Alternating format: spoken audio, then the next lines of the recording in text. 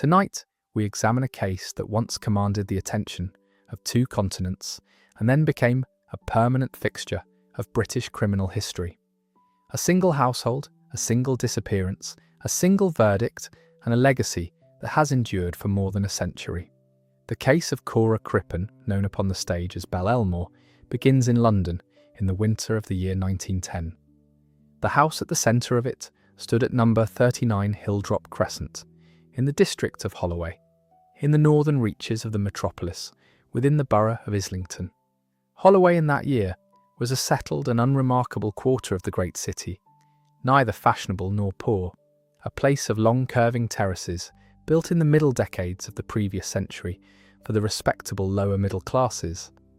The houses were tall and narrow, faced in brick and stucco, set back a little from the road, behind low walls and small forecourts, and fitted below street level with coal cellars reached by a flight of steps. It was a district of clerks and commercial men, of small proprietors and retired professionals, of families who kept a single servant or none at all, and took in the occasional lodger to defray the cost of the rent. London, in the year 1910, was the largest city in the world, the capital of an empire, and a place in the midst of rapid mechanical change.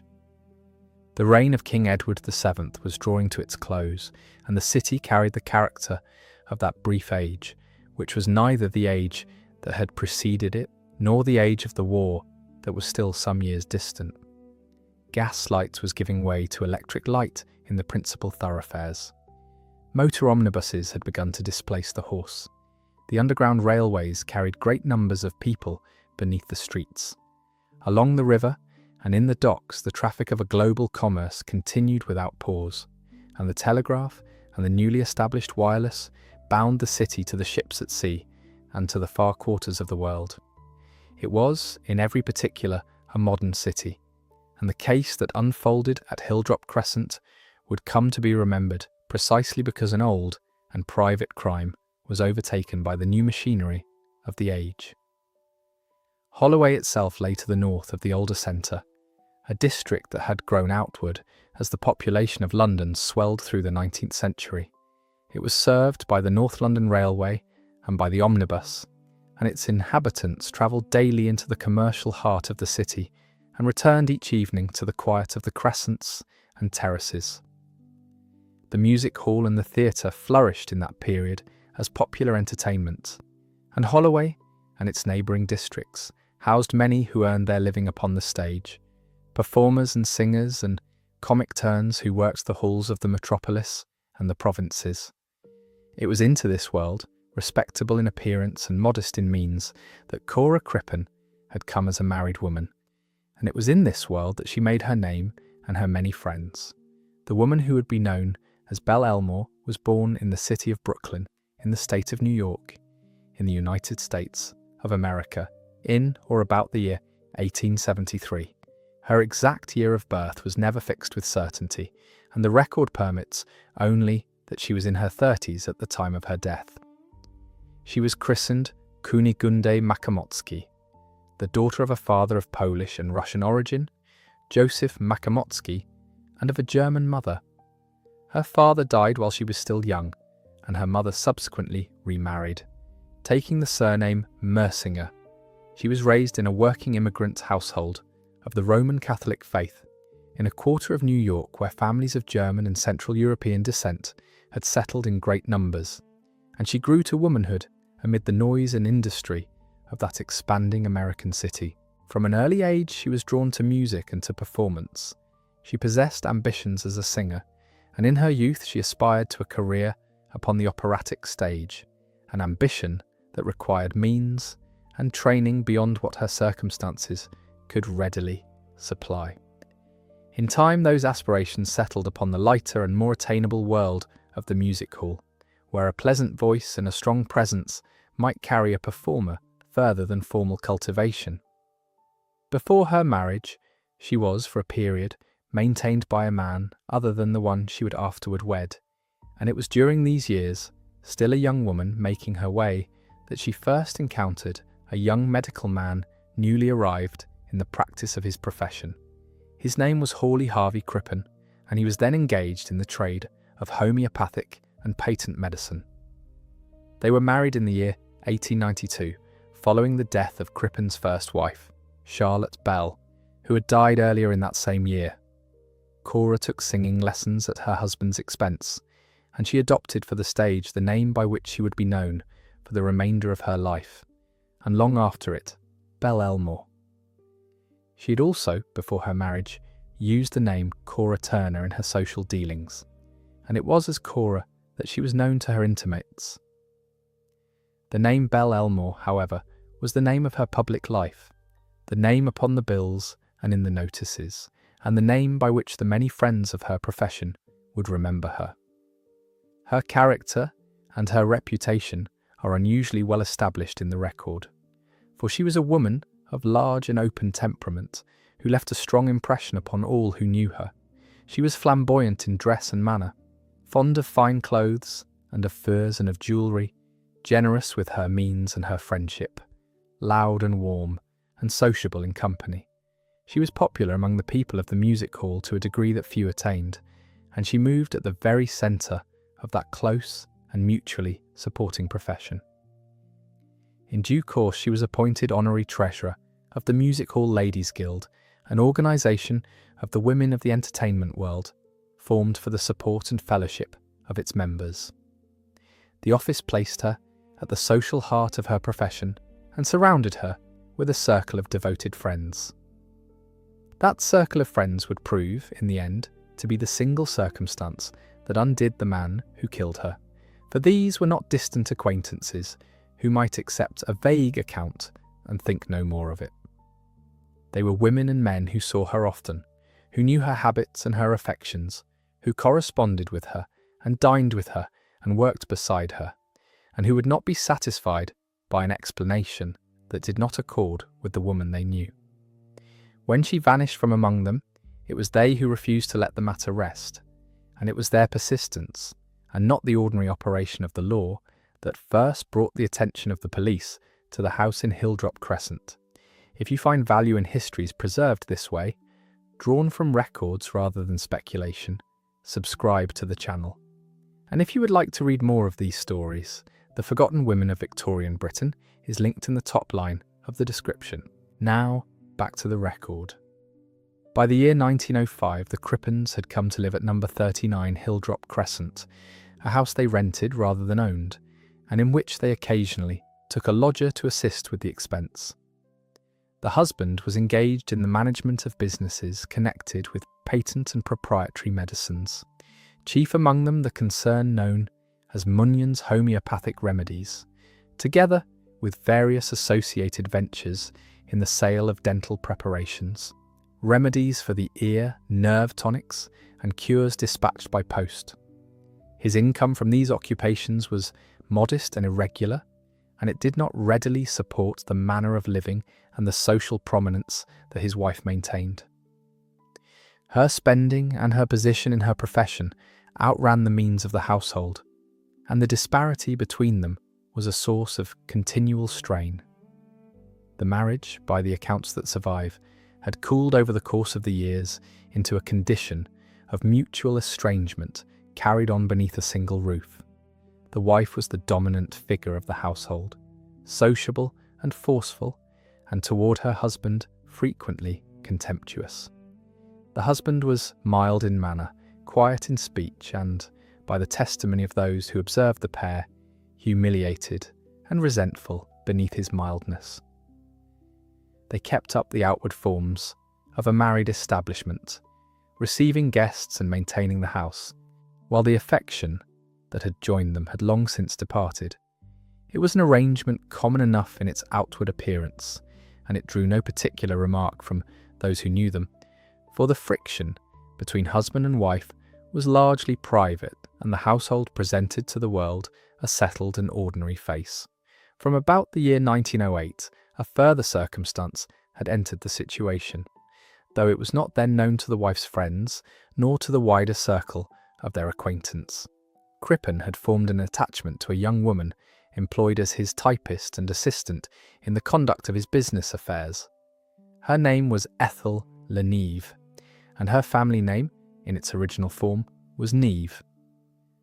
She was many years his junior, quiet and retiring in manner, and the relationship between them had by degrees become a settled and intimate one.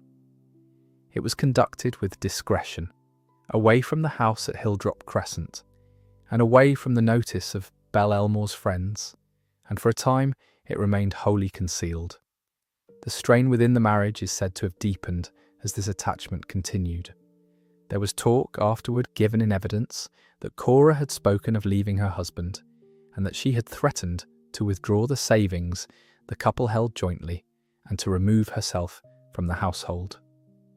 Whether these threats were the immediate occasion of what followed cannot be established from the record with certainty, and the precise state of feeling between husband and wife in the final weeks is known only from what others reported of it. What is established is the sequence of the final evening upon which she was seen alive. What is established is the sequence of the final evening upon which she was seen alive. On the evening of the 31st of January in the year 1910, the Crippens received guests at Hilldrop Crescent. The visitors were a retired couple of the music hall profession, Paul Martinetti and his wife Clara, friends of long standing who had been invited to dine. The four passed the evening together in the ordinary manner of such occasions, dining and playing at cards, and the hour of their parting was late. The Martinettis took their leave after midnight and went out into the cold of the London street, and the door of number 39 closed behind them.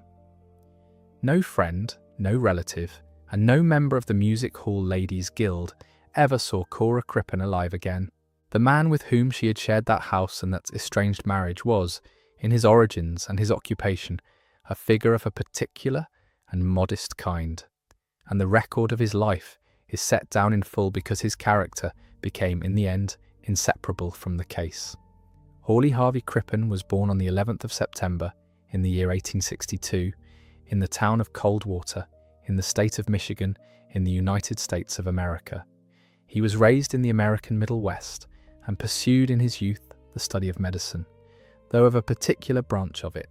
He took a diploma from the Cleveland Homeopathic Medical College and undertook further study in the field, and he was thereby entitled to style himself a doctor.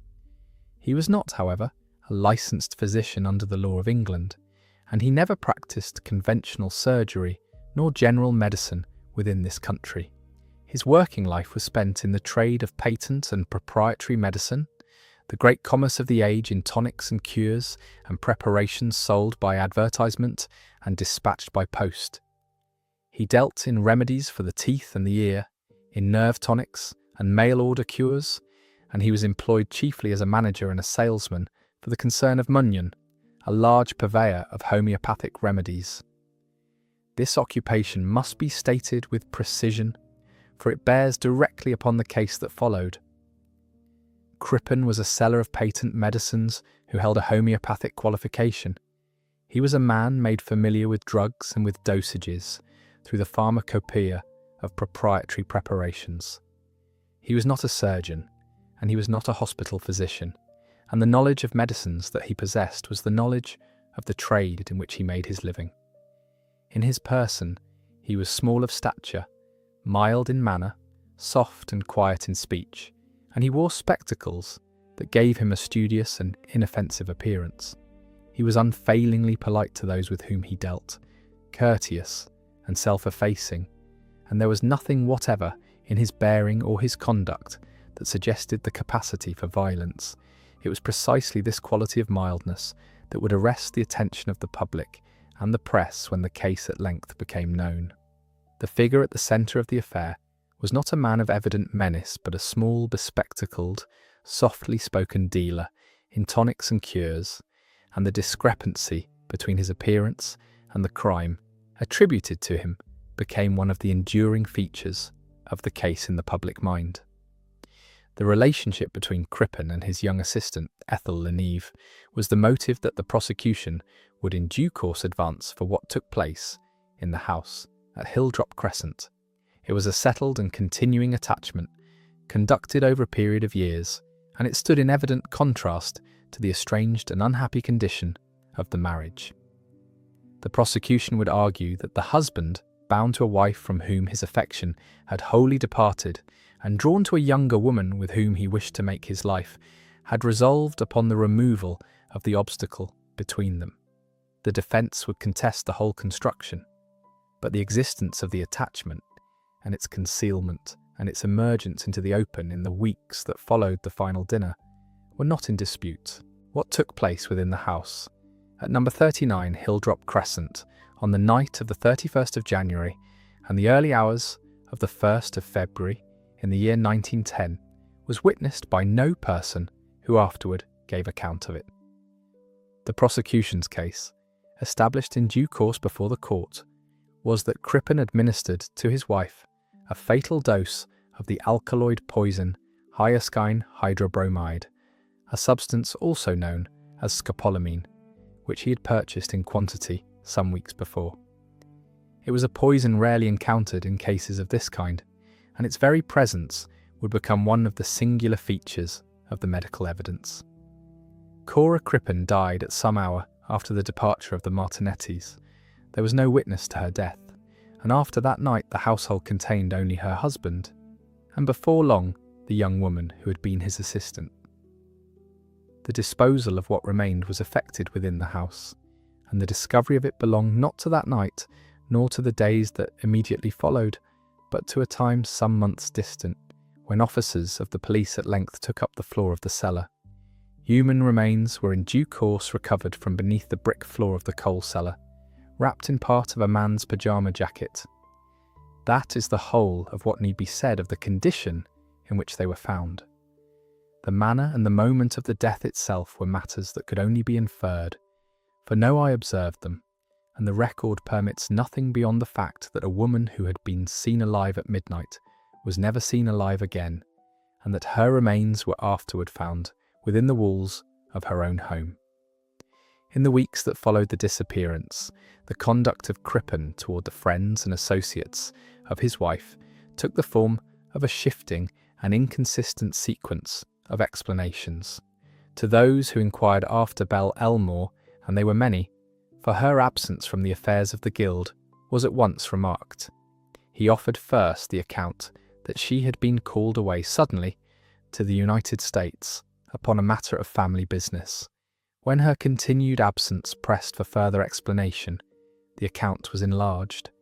She had, he now said, fallen ill while in America, and when illness would no longer serve, the account reached its final form. She had died, he said, in the state of California, and her body had been cremated, and her ashes were to be returned to England in the course of time. These explanations did not satisfy the circle of her friends, and they satisfied them less with each successive revision.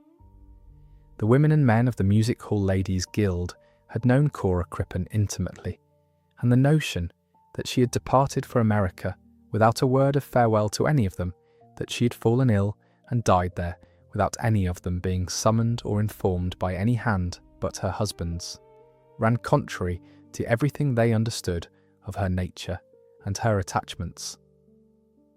Their disquiet deepened when a further circumstance was observed. Ethel Leneve had taken up residence at number 39 Hilldrop Crescent, in the house of the vanished wife, and she was seen to be wearing furs and jewellery that had belonged to Belle Elmore. The spectacle that gave the greatest offence and that fixed the suspicion of the friends beyond any dislodging was the appearance of Leneve wearing the dead woman's furs and jewels at a function of the very guild in which Cora had held her office. To the women who had known Belle Elmore, to see her ornaments and her furs upon the person of the young woman now installed in her house was a thing not to be borne, and it converted their vague unease into a settled conviction that some wrong had been done. It was from this circle, and not from the ordinary vigilance of the authorities, that the pressure now came, which would at last bring the police to the door. Foremost among those who pressed the matter were the performer John Nash and his wife, known upon the stage as Lil Hawthorne, and in private life as Lil Nash.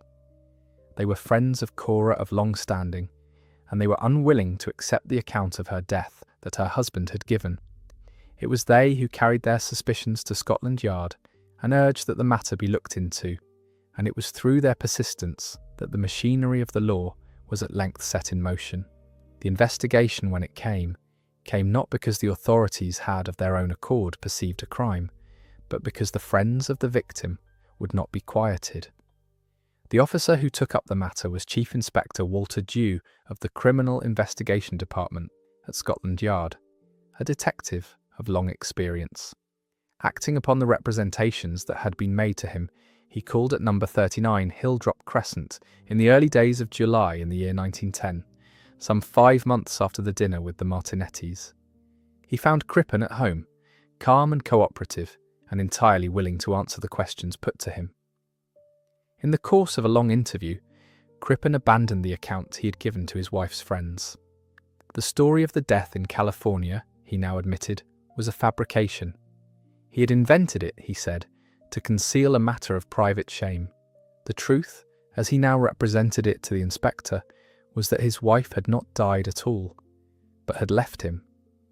She had run off, he said, to America, in the company of another man, and rather than confess to the humiliation of a wife who had abandoned him, he had put about the story that she had gone abroad and there fallen ill and died. It was, he gave the inspector to understand, the shabby lie of an embarrassed husband, and not the concealment of any crime. He was composed throughout the interview. He offered his account without evident distress, and he conducted the inspector over the house and permitted him to see the rooms. Dew, presented with a full and plausible explanation, and shown nothing to contradict it, came away from Hilldrop Crescent, satisfied that there was no more in the matter than a domestic scandal. It was what followed, and not the interview itself, that broke the case open. On the day after Dew's visit, Crippen and Ethel Leneve departed from the house and from the country. They did not wait to see whether the inspector's satisfaction would hold.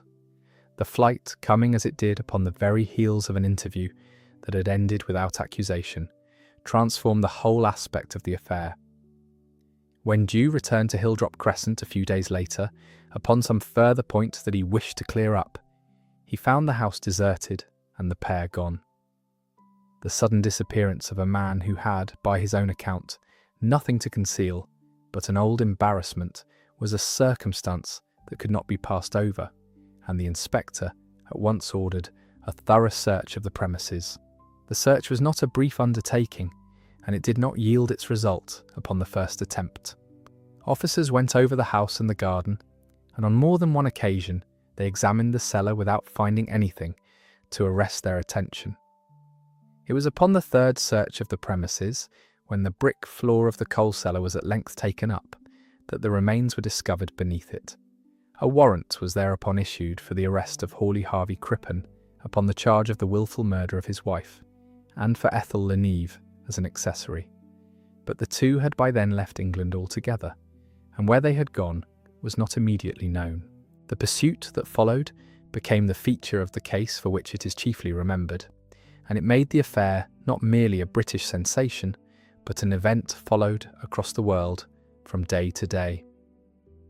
Crippen and Leneve had made their way to the continent, and there taken passage aboard a steamship bound for Canada, the vessel Montrose, commanded by Captain Henry George Kendall. In an effort to pass unremarked, Crippen had altered his appearance, removing his moustache and setting aside his spectacles, and Leneve travelled in the dress of a boy, the two representing themselves as a father and his son. But the disguise did not withstand the notice of an observant master. Captain Kendall, watching his passengers, remarked upon the pair. He observed the manner in which the supposed father and son behaved toward one another, an intimacy and a tenderness not consistent with the relation they claimed. And he observed too the marks upon the elder passenger where the spectacles had habitually rested and the moustache had lately been. He had read of the affair at Hilldrop Crescent in the newspapers before sailing, for the case had by then filled the press, and he formed the conviction that the two persons travelling as father and son aboard his ship were the wanted man and his companion. The Montrose was fitted with the apparatus of the Marconi wireless telegraph, and Captain Kendall resolved to make use of it. He sent, across the grey expanse of the Atlantic, a wireless message reporting his suspicion, a communication that would become one of the most celebrated messages in the history of telegraphy. It named his mistrust of two passengers, the man much disguised, the companion he believed to be a woman dressed as a boy, and it was received in England while the Montrose was still many days from her destination. Here lay the singular circumstance that fixed the case forever in the memory of the age. The new wireless telegraphy, spanning the ocean in an instant, had overtaken the fugitives upon the slow passage of their ship, and the machinery of a modern age had closed upon an old and private crime. Chief Inspector Dew, informed of the captain's message, took passage aboard a faster vessel, the liner Laurentic, which was capable of a swifter crossing than the Montrose, and which sailed upon a course that would bring her to Canada in advance of the slower ship. Through the days of the two crossings, the public of Britain and of the wider world followed the chase in the newspapers, which reported the progress of the pursuing liner and the unwitting flight of the pursued. The two ships upon the ocean and the certainty of their meeting. It was a spectacle without precedent, a criminal pursuit conducted in the full view of a reading public that knew, as the fugitives did not, that the officer was gaining upon them.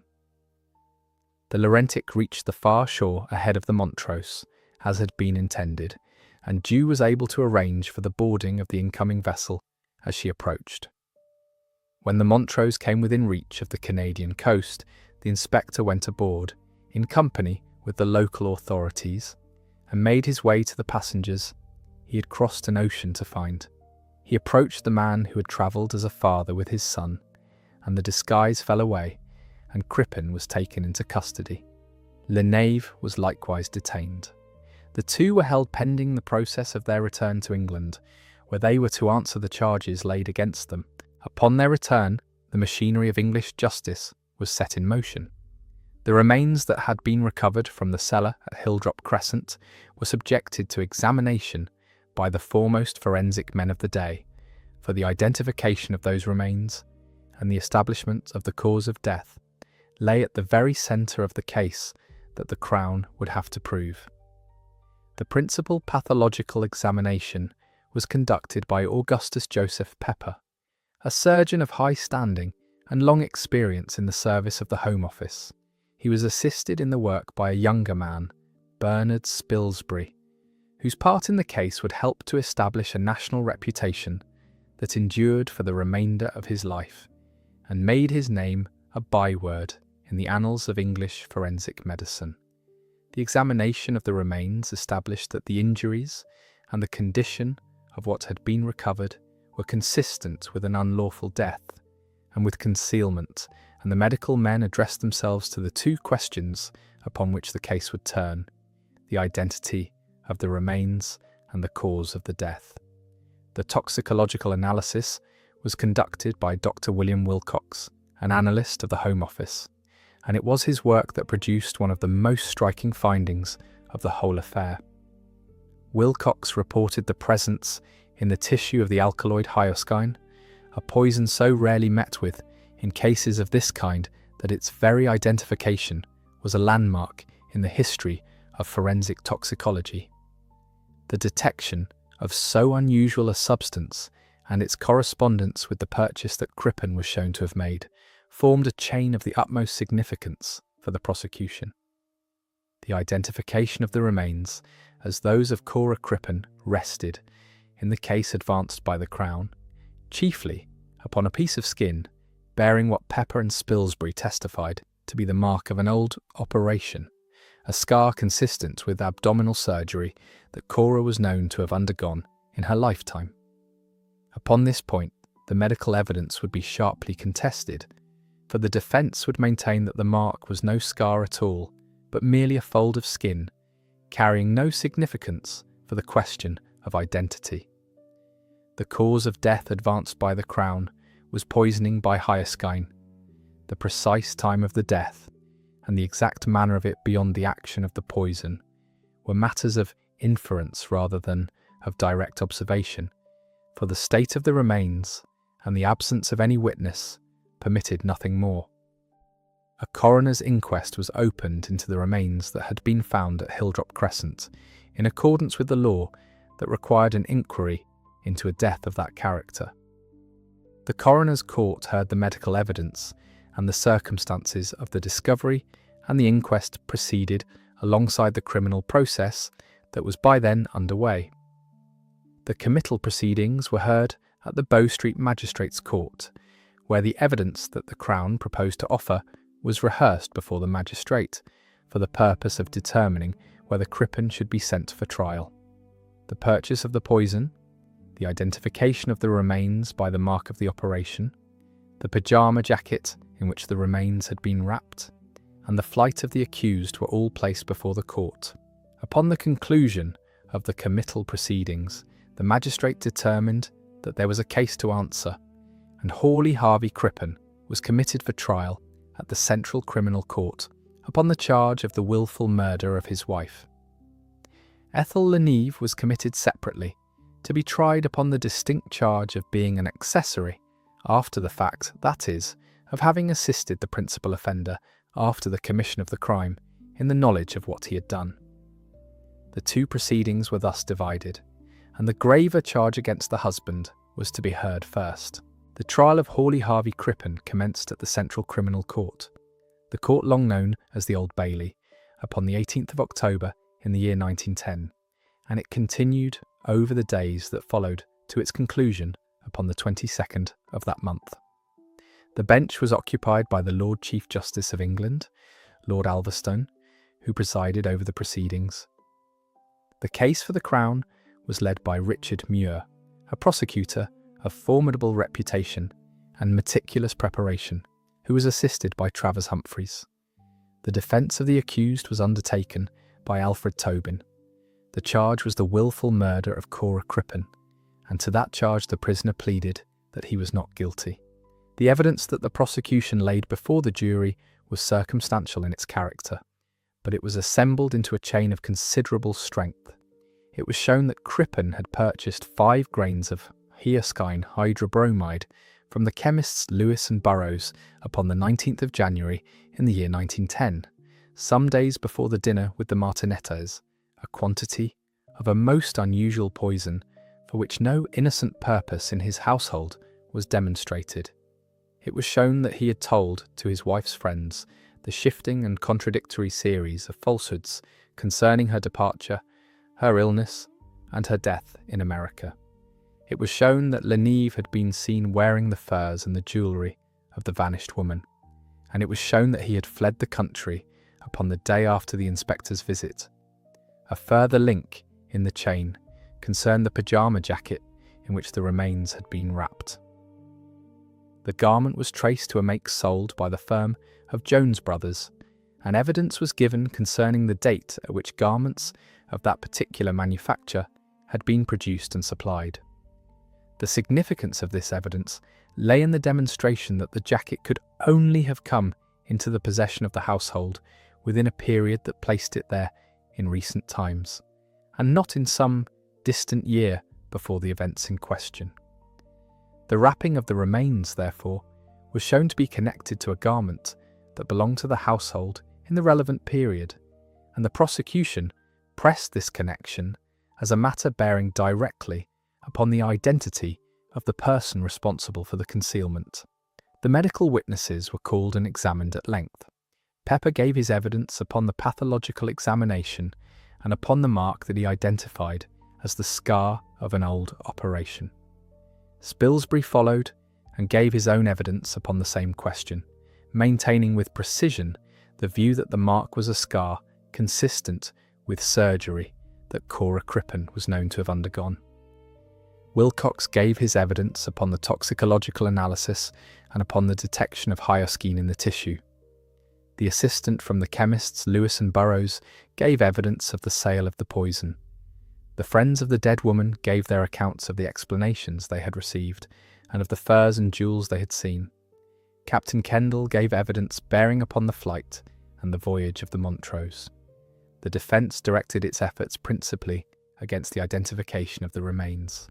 Tobin pressed upon the court the contention that the mark relied upon by the Crown was not a scar but a mere fold of skin, and that the identification of the remains as those of Cora Crippen was therefore not established beyond doubt. He stressed the absence of any direct evidence of the killing, the want of any witness to the death, and the circumstantial character of the whole of the prosecution's case.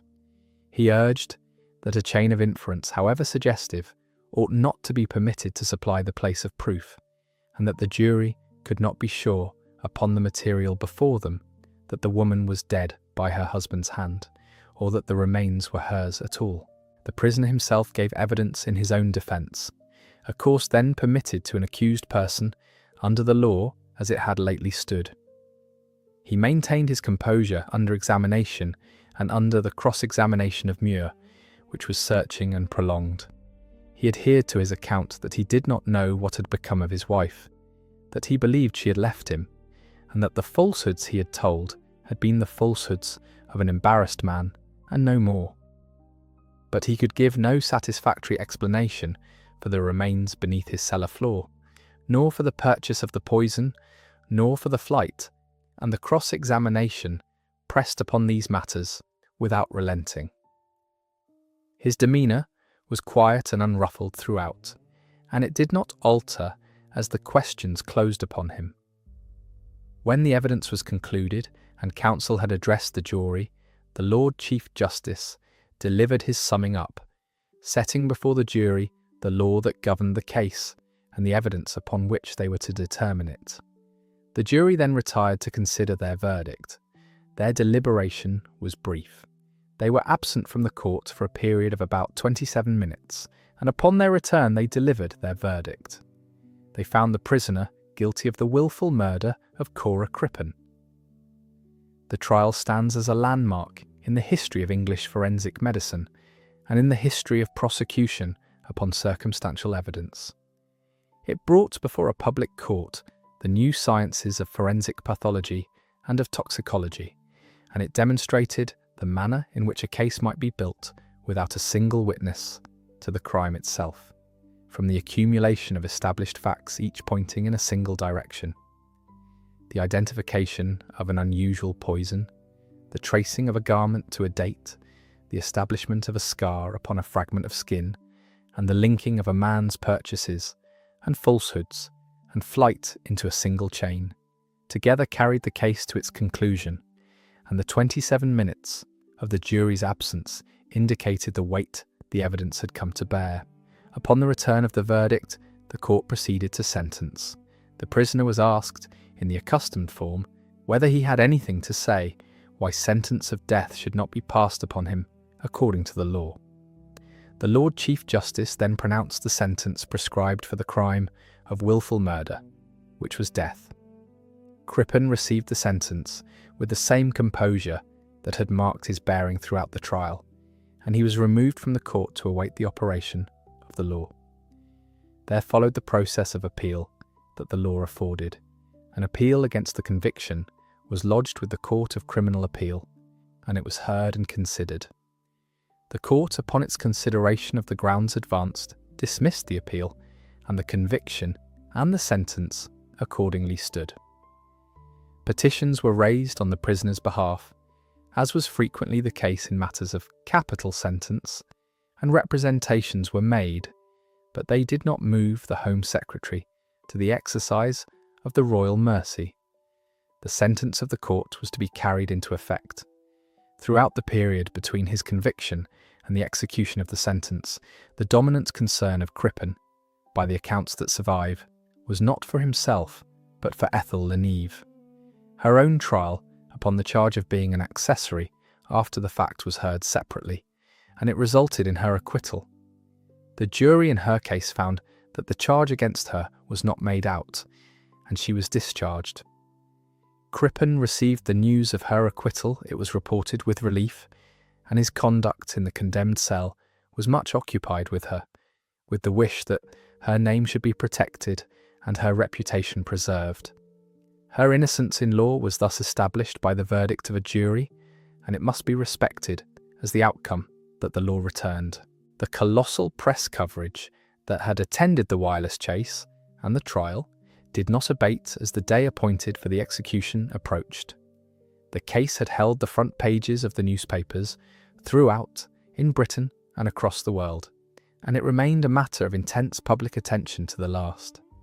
The figure of the mild little dealer in patent medicines, condemned for the murder of his flamboyant wife, and pursued across an ocean by the new wireless, had seized the imagination of the age to a degree that few cases had ever done, and every stage of the process was followed by a vast readership. The sentence was carried into effect at His Majesty's Prison, Pentonville, upon the 23rd of November in the year 1910. The executioner was John Ellis. Crippen was, by every account that survives of his final hours, composed and courteous to the end, as he had been throughout the whole of the proceedings against him. He made a request concerning Ethel Lenevre that a photograph of her, together with letters she had written to him, should be buried with him.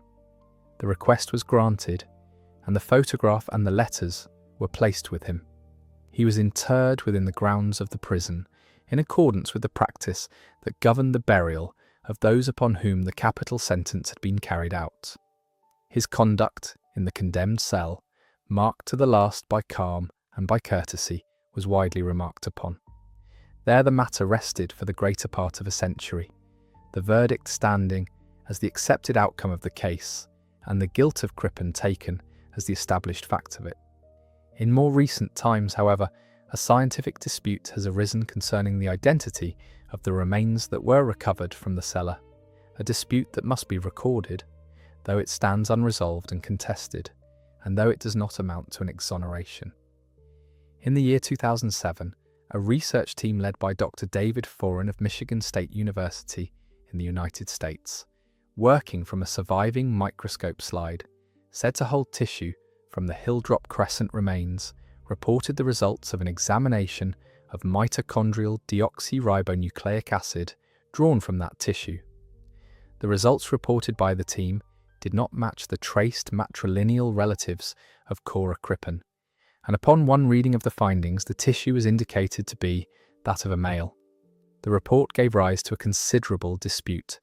Critics questioned the provenance of the century-old slide, the integrity of tissue preserved for so long, the chain of custody through which it had passed, and the reliability of the reference relatives against whom the comparison had been made. The matter remains unresolved and contested, and it is noted here only as a modern scientific argument that has questioned whether the remains were those of Cora Crippen, without endorsement and without any reopening of the question of the identity of the person who was tried and convicted. The case entered the culture of Britain and of the wider world, and has remained there without interruption from that day to this. It became, above all, the symbol of the moment at which the new machinery of communication overtook the old business of crime, for the wireless message from the Montrose was the first occasion upon which the telegraph without wires had been employed in the apprehension of a fugitive, and that circumstance alone secured the case a permanent place in the history of the age. The figure of Crippen became for decades a fixture of the Chamber of Horrors at the exhibition of Madame Tussaud, where his likeness was displayed to the crowds who came to look upon the faces of the Notorious. The case has generated a large literature over the century and more since the verdict, in the histories of Scotland Yard, in the histories of forensic medicine, and in the histories of telecommunication, and it has furnished the subject of numerous books, among them the study by Nicholas Connell, together with many documentary treatments, dramatisations, and works of fiction drawn from its circumstances. It has served as a standard teaching case, both for the prosecution of crime upon circumstantial evidence and for the early practice of forensic toxicology, and the names of the medical men who gave evidence in it, and of the poison that Wilcox detected, recur wherever the history of that science is set down. The message that Captain Kendall dispatched across the Atlantic from the wireless room of the Montrose became one of the most famous communications in the history of the transmission of intelligence, and it fixed the name of the case in the record of that science, quite apart from its place in the record of crime.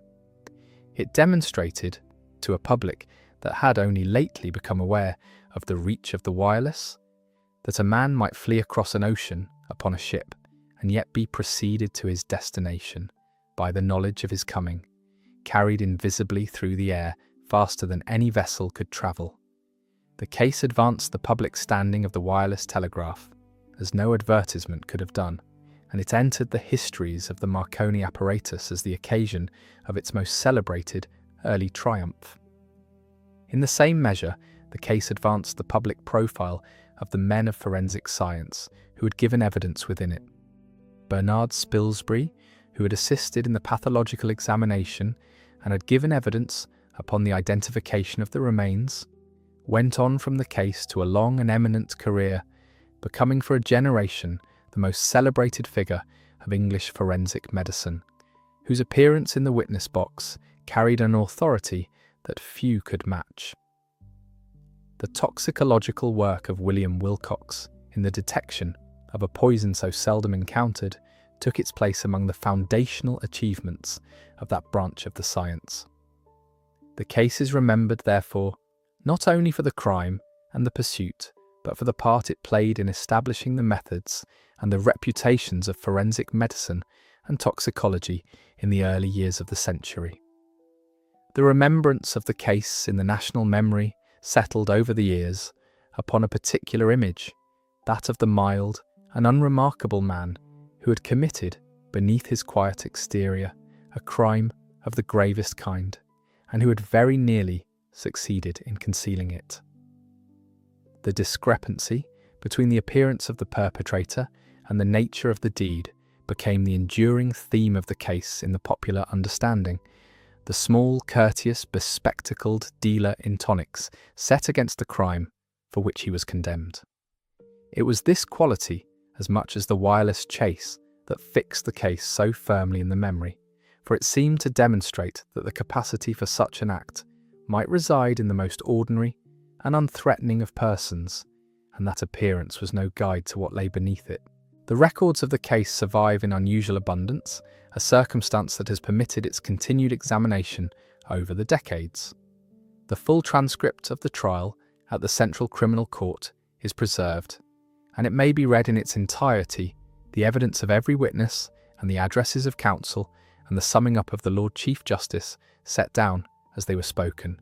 The holdings of the National Archives contain the files of the police and of the Home Office and of the prosecution, and the saturation coverage of the newspapers of the year 1910 preserves the daily progress of the affair as it was reported to the public at every stage.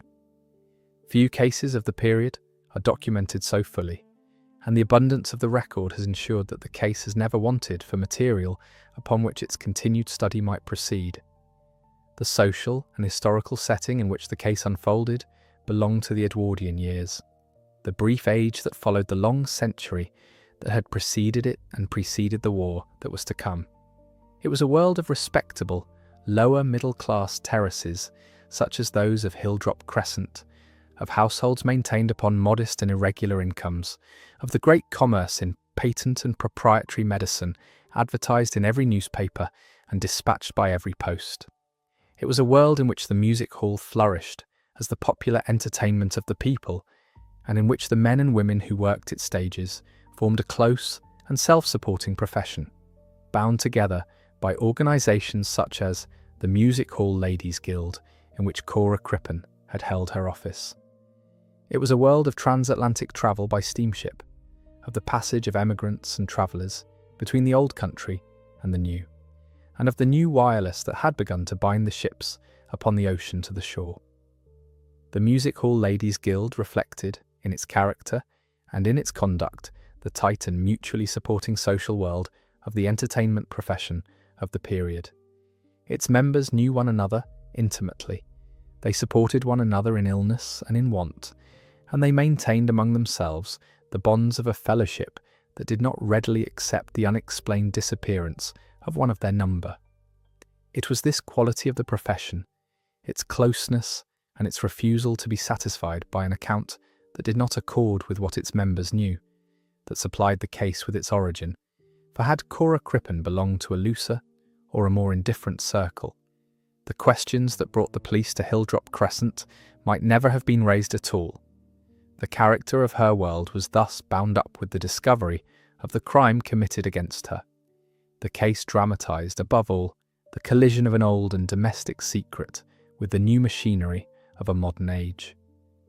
The crime itself was of the most ancient and private kind, committed within the walls of a household, between a husband and a wife, in the manner of countless obscure offences that had gone undetected through the centuries.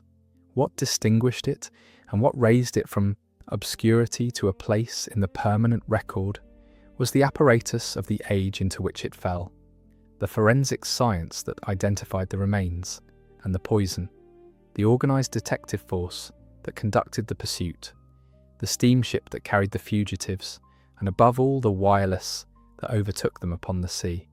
The old crime and the new age met in the case, and it was remembered because of the meeting. Of the persons who figured in the case, the young woman whose name Crippen had sought to protect to the last survived it by many years. Ethel Leneve, acquitted by the jury of the charge laid against her, passed out of the public view after the conclusion of the proceedings.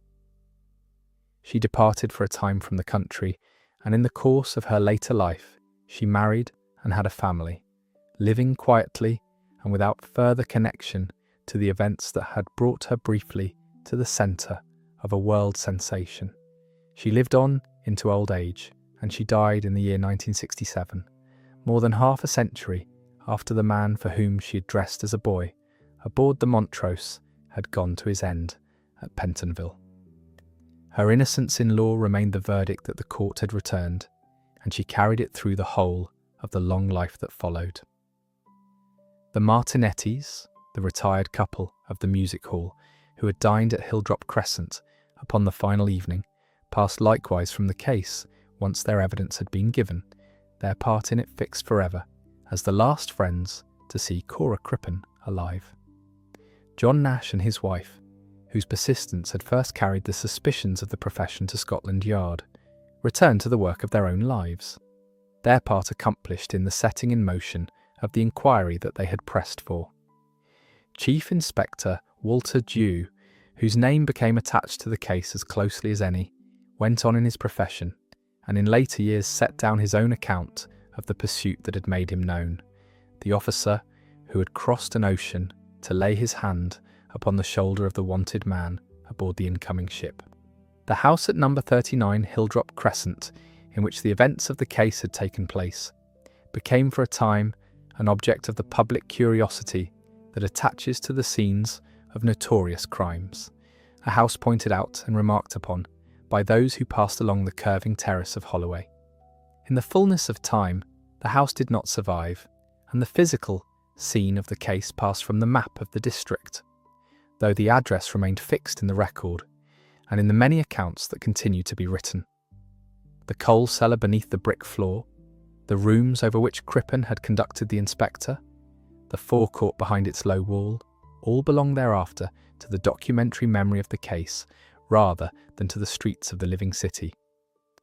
The name of Belle Elmore, which Cora Crippen had taken for the stage and carried through her years among the people of the music hall, remained attached to the case as the name of its victim, the flamboyant and generous woman at the centre of the affair, whose disappearance her friends had refused to accept. It was as Belle Elmore that she was remembered by the profession that had known her, and it was under that name, as much as under the name of her marriage, that she passed into the record of the case.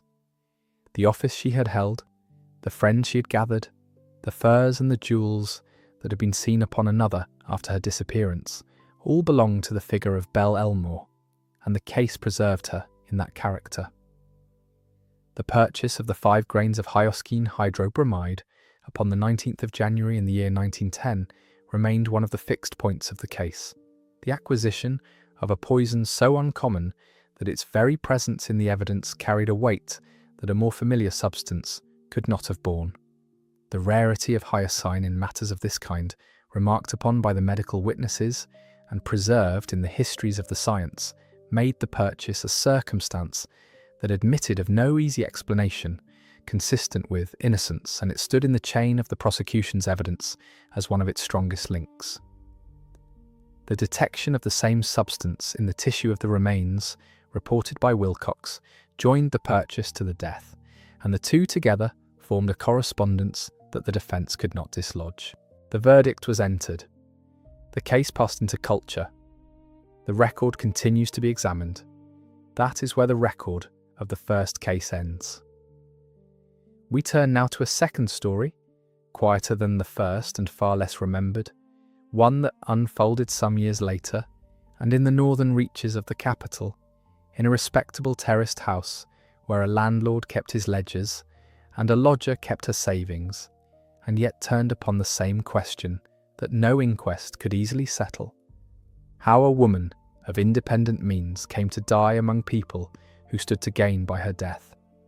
The case of Eliza Mary Barrow begins in Islington, in the north of London, in the year 1911. Islington at that time was a large and populous metropolitan borough, a district of long terraced streets and tall brick houses built for the lower middle classes and the more comfortable working families of the Edwardian capital. It was not a Victorian world any longer, though the buildings had been raised in the previous century. King Edward VII had died the year before, and the reign of King George V had begun. The streets of Tollington Park and its neighbours were lined with substantial three-storey houses, each with a basement kitchen below the pavement, and rooms let out floor by floor to lodgers who could afford a degree of privacy. The borough of Islington held several 100,000 residents at that date, and its character was neither poor nor wealthy, but settled, industrious, and respectable. Clerks, shopkeepers, collectors, small tradesmen and their families occupied its houses. The letting of rooms was an ordinary feature of the district, a means by which a householder might defray the cost of a lease, and by which a single person of modest fortune might live without the burden of a household of their own. The house at number 63 Tollington Park was one such property, a tall terraced dwelling occupied by its leaseholder and his family, with rooms above, given over to a lodger and the child in her care. It was a summer of unusual heat. The year 1911 was long remembered in England for a prolonged and severe heatwave, weeks of high temperature that lay over London through July, August and into September. In the close basement kitchens and the upper rooms of the terraces, the heat drew flies in great numbers, and householders resorted to the ordinary domestic remedies of the day. Among the most common was the fly paper, a strip of paper treated to attract and kill the insects. And many such papers of that period were impregnated with arsenic. They could be bought openly at any chemist or oil shop for a few pence, and no record was kept of who purchased them. This was the domestic setting into which the death of Eliza Barrow fell, a hot and crowded summer, a house of let rooms, and the commonplace poisons of an Edwardian household hanging in the kitchen against the flies.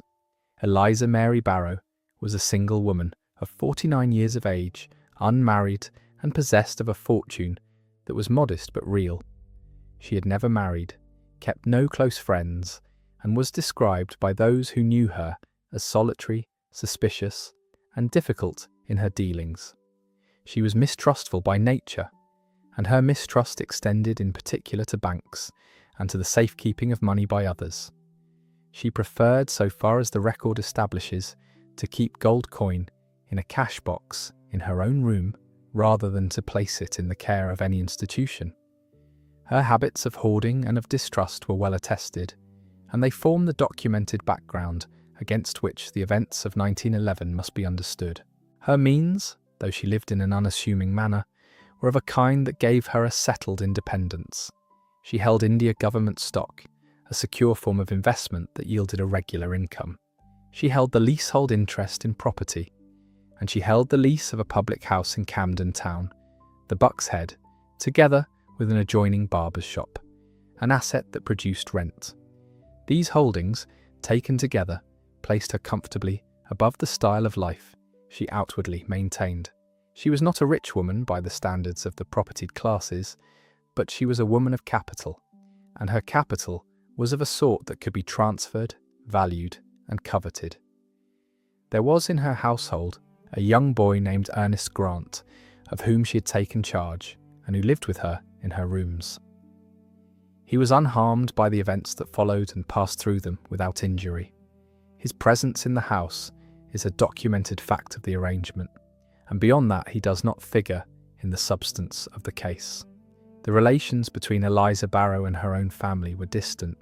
She had cousins, the von der He relatives, with whom her dealings were occasional rather than close, and in the last period of her life she was kept apart from them. The family maintained a burial vault at Islington, a mark of a household of some standing, and the existence of that vault would later assume significance when the manner of her burial came to be examined. But in the ordinary course of her life, she lived alone with the boy, managing her own affairs, keeping her own counsel, and guarding her money with the particular vigilance of a person who trusted no one to hold it for her. In the year 1910, Eliza Barrow took rooms on the upper floors of the house at 63 Tollington Park. The house and its lease belonged to Frederick Henry Seddon, who occupied it with his wife and family, and let the rooms above to supplement his income. The arrangement was in its origins an ordinary one, a lodger and a landlord under a single roof. Over the following year, however, the relationship between them altered in a manner that would place Seddon at the centre of a charge of wilful murder. Frederick Henry Seddon was a man of 39 or 40 years of age, employed as a district superintendent of collectors for the London and Manchester Industrial Assurance Company. His occupation was central to the case and must be stated with precision. He supervised the men who called from door to door upon the working poor, collecting the small weekly premiums by which industrial life assurance was maintained. He was, by the nature of his work, a man versed in the arithmetic of policies, premiums and annuities, accustomed to reckoning the value of a life and the terms upon which money might be laid out against it. He kept scrupulous personal accounts, took pride in his commercial acumen, and understood, as few laymen would, the mechanics by which a sum of capital could be converted into an income for the term of a person's life. He was not a doctor, nor a chemist, nor a man with any professional access to poisons. Whatever part arsenic came to play in the case was tied to the ordinary flypapers of the household and to no professional supply. His character, as it emerged through the proceedings, was that of a hard and money-minded man, given to calculation and to the pride of his own financial cleverness. It was this quality, and not any special knowledge of poisons, that the prosecution would in time identify as the engine of the crime. Over the course of the year in which Eliza Barrow lodged beneath his roof, Seddon gained her confidence, and then step by step absorbed her fortune into his own hands. He understood her fear of banks and her wish for the security of a settled income, and he offered her an arrangement that appeared to answer both. He proposed that she transfer to him her India government stock and her property interests, and that in exchange he would pay her a life annuity, a fixed income for the remainder of her days, paid by his own hand. To a woman who distrusted banks and feared for the safety of her capital, the proposal carried a certain appeal. It relieved her of the anxiety of holding and managing her investments and promised her a regular sum without effort or risk, as she understood it. She agreed. Her India stock was transferred. Her leasehold interests passed to him. The lease of the public house and the property in Camden Town came within his control. By the terms of the arrangement, the whole of her fortune was conveyed to Frederick Seddon, and her income thereafter depended entirely upon his continued willingness and ability to pay. The effect of this arrangement was total, and its consequences would be examined minutely at the trial. Eliza Barrow no longer possessed her capital. She possessed instead a promise, an annuity payable by the man in whose house she lived, and that annuity, by its very nature, would cease upon her death. The arrangement gave Seddon her entire fortune while she lived, and it gave him a direct and calculable financial interest in the ending of her life. So long as she lived, he was bound to pay her. Once she died, the obligation was extinguished, and what had been hers remained his without further charge. Through the hot weeks of the summer of 1911, the household at Tollington Park was troubled, like its neighbours, by the flies that the heat had brought. Fly papers were purchased and hung about the house, papers of the common arsenical kind that could be had at any chemist. This is the documented source to which the arsenic in the case was afterwards traced. An ordinary purchase in an ordinary summer, made in a house where a woman of some fortune lay increasingly within the power of the man who had taken her money. In the early days of September 1911, Eliza Barrow fell violently ill. She was seized with acute gastric symptoms, severe sickness, and the distress of the stomach and bowels, and a medical man was called who attended her. The illness was diagnosed at the time as epidemic diarrhoea, the summer sickness that was common in that season of heat, and that carried off many in the crowded districts of the city each year. The diagnosis was made in good faith upon the symptoms presented, and it attracted no suspicion at the time. She grew weaker over the space of about a week, and in the early hours of the 14th of September 1911, at 63 Tollington Park, Eliza Mary Barrow died. She was 49 years of age. Her death was certified as arising from natural causes, from the epidemic diarrhoea that had been diagnosed during her illness. There was, at the moment of her death, no inquiry, no suspicion, and no examination beyond that of the attending physician. She had died, to all outward appearance, of a common seasonal sickness, in a summer that had killed many by the same complaint. Her fortune by then had passed entirely into the hands of Frederick Seddon, and the obligation to pay her annuity had come to its end. What followed her death was marked by a striking economy of expenditure and haste, and it was this conduct, more than the death itself, that first drew the attention of others to the affairs of the house at Tollington Park. Seddon did not send at once for the family. He took the arrangements into his own hands with a promptness and a frugality that would afterwards be laid before a jury as evidence of the mind behind them. He registered the death himself, attending to the formality with the same efficiency he brought to his own accounts. He then arranged the funeral, and he arranged it at the least possible cost. The undertaker was engaged upon terms that produced the cheapest burial the circumstances would allow, and Seddon took from the undertaker a commission upon the business, a payment for having put the work his way. That a man should receive a commission upon the funeral of the woman whose fortune he had absorbed would afterwards strike the jury with peculiar force. The economy was not merely in the spending, it was in the profit taken from the spending. The burial itself was made in a common grave, a public grave, of the kind provided for those without means or without family to see them decently interred. This was the burial given to Eliza Barrow, a woman who had held India stock, the lease of a public house and property in Camden Town, and whose own family maintained a vault at Islington that stood ready to receive her. She was laid instead among strangers in a pauper's grave, at the least expense, with a commission paid to the man who arranged it.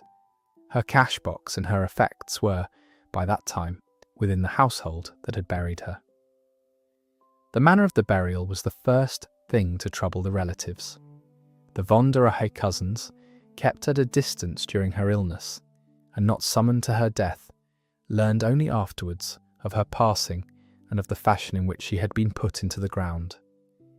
They came to understand that she had died, that she had been buried cheaply and quickly in a common grave, and that the whole of her property had passed to her landlord. To relatives who knew of the family vault and of her holdings, this was a state of affairs that could not be reconciled with an ordinary death. They pressed for an explanation. They sought to know what had become of her money and why she had been buried as a pauper. The answers they received did not satisfy them. The transfer of her assets to Seddon, the exclusion of the family from her last illness, the haste and cheapness of the funeral, and the common grave, taken together, formed a pattern that pointed the relatives toward the authorities. They carried their suspicions to those who could act upon them, and by their persistence the death of Eliza Barrow, certified as natural and closed by burial, was reopened as a matter for official inquiry. The investigation that followed was formal and deliberate. The circumstances laid before the authorities were sufficient to warrant an examination of the body, and an application was made for its exhumation. On the 15th of November 1911, 2 months after her burial, the body of Eliza Barrow was raised from the common grave in which it had been placed. The exhumation was conducted under the direction of the authorities, and the remains were delivered into the hands of the foremost forensic men of the day for examination and analysis. The post-mortem examination was conducted by Bernard Spilsbury, the pathologist whose name would become widely known through the criminal courts of the period. The toxicological analysis, the search for poison within the body, was carried out by Sir William Wilcox, the senior Home Office analyst, whose work upon this case would take its place among the landmarks of forensic science. The two men brought to the remains of Eliza Barrow the full apparatus of contemporary forensic method, and their findings transformed a death certified as natural into a case of arsenical poisoning.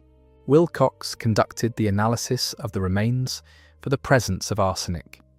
He reported the finding of a quantity of arsenic in the body, an amount of approximately 2 grains, which was a fatal quantity.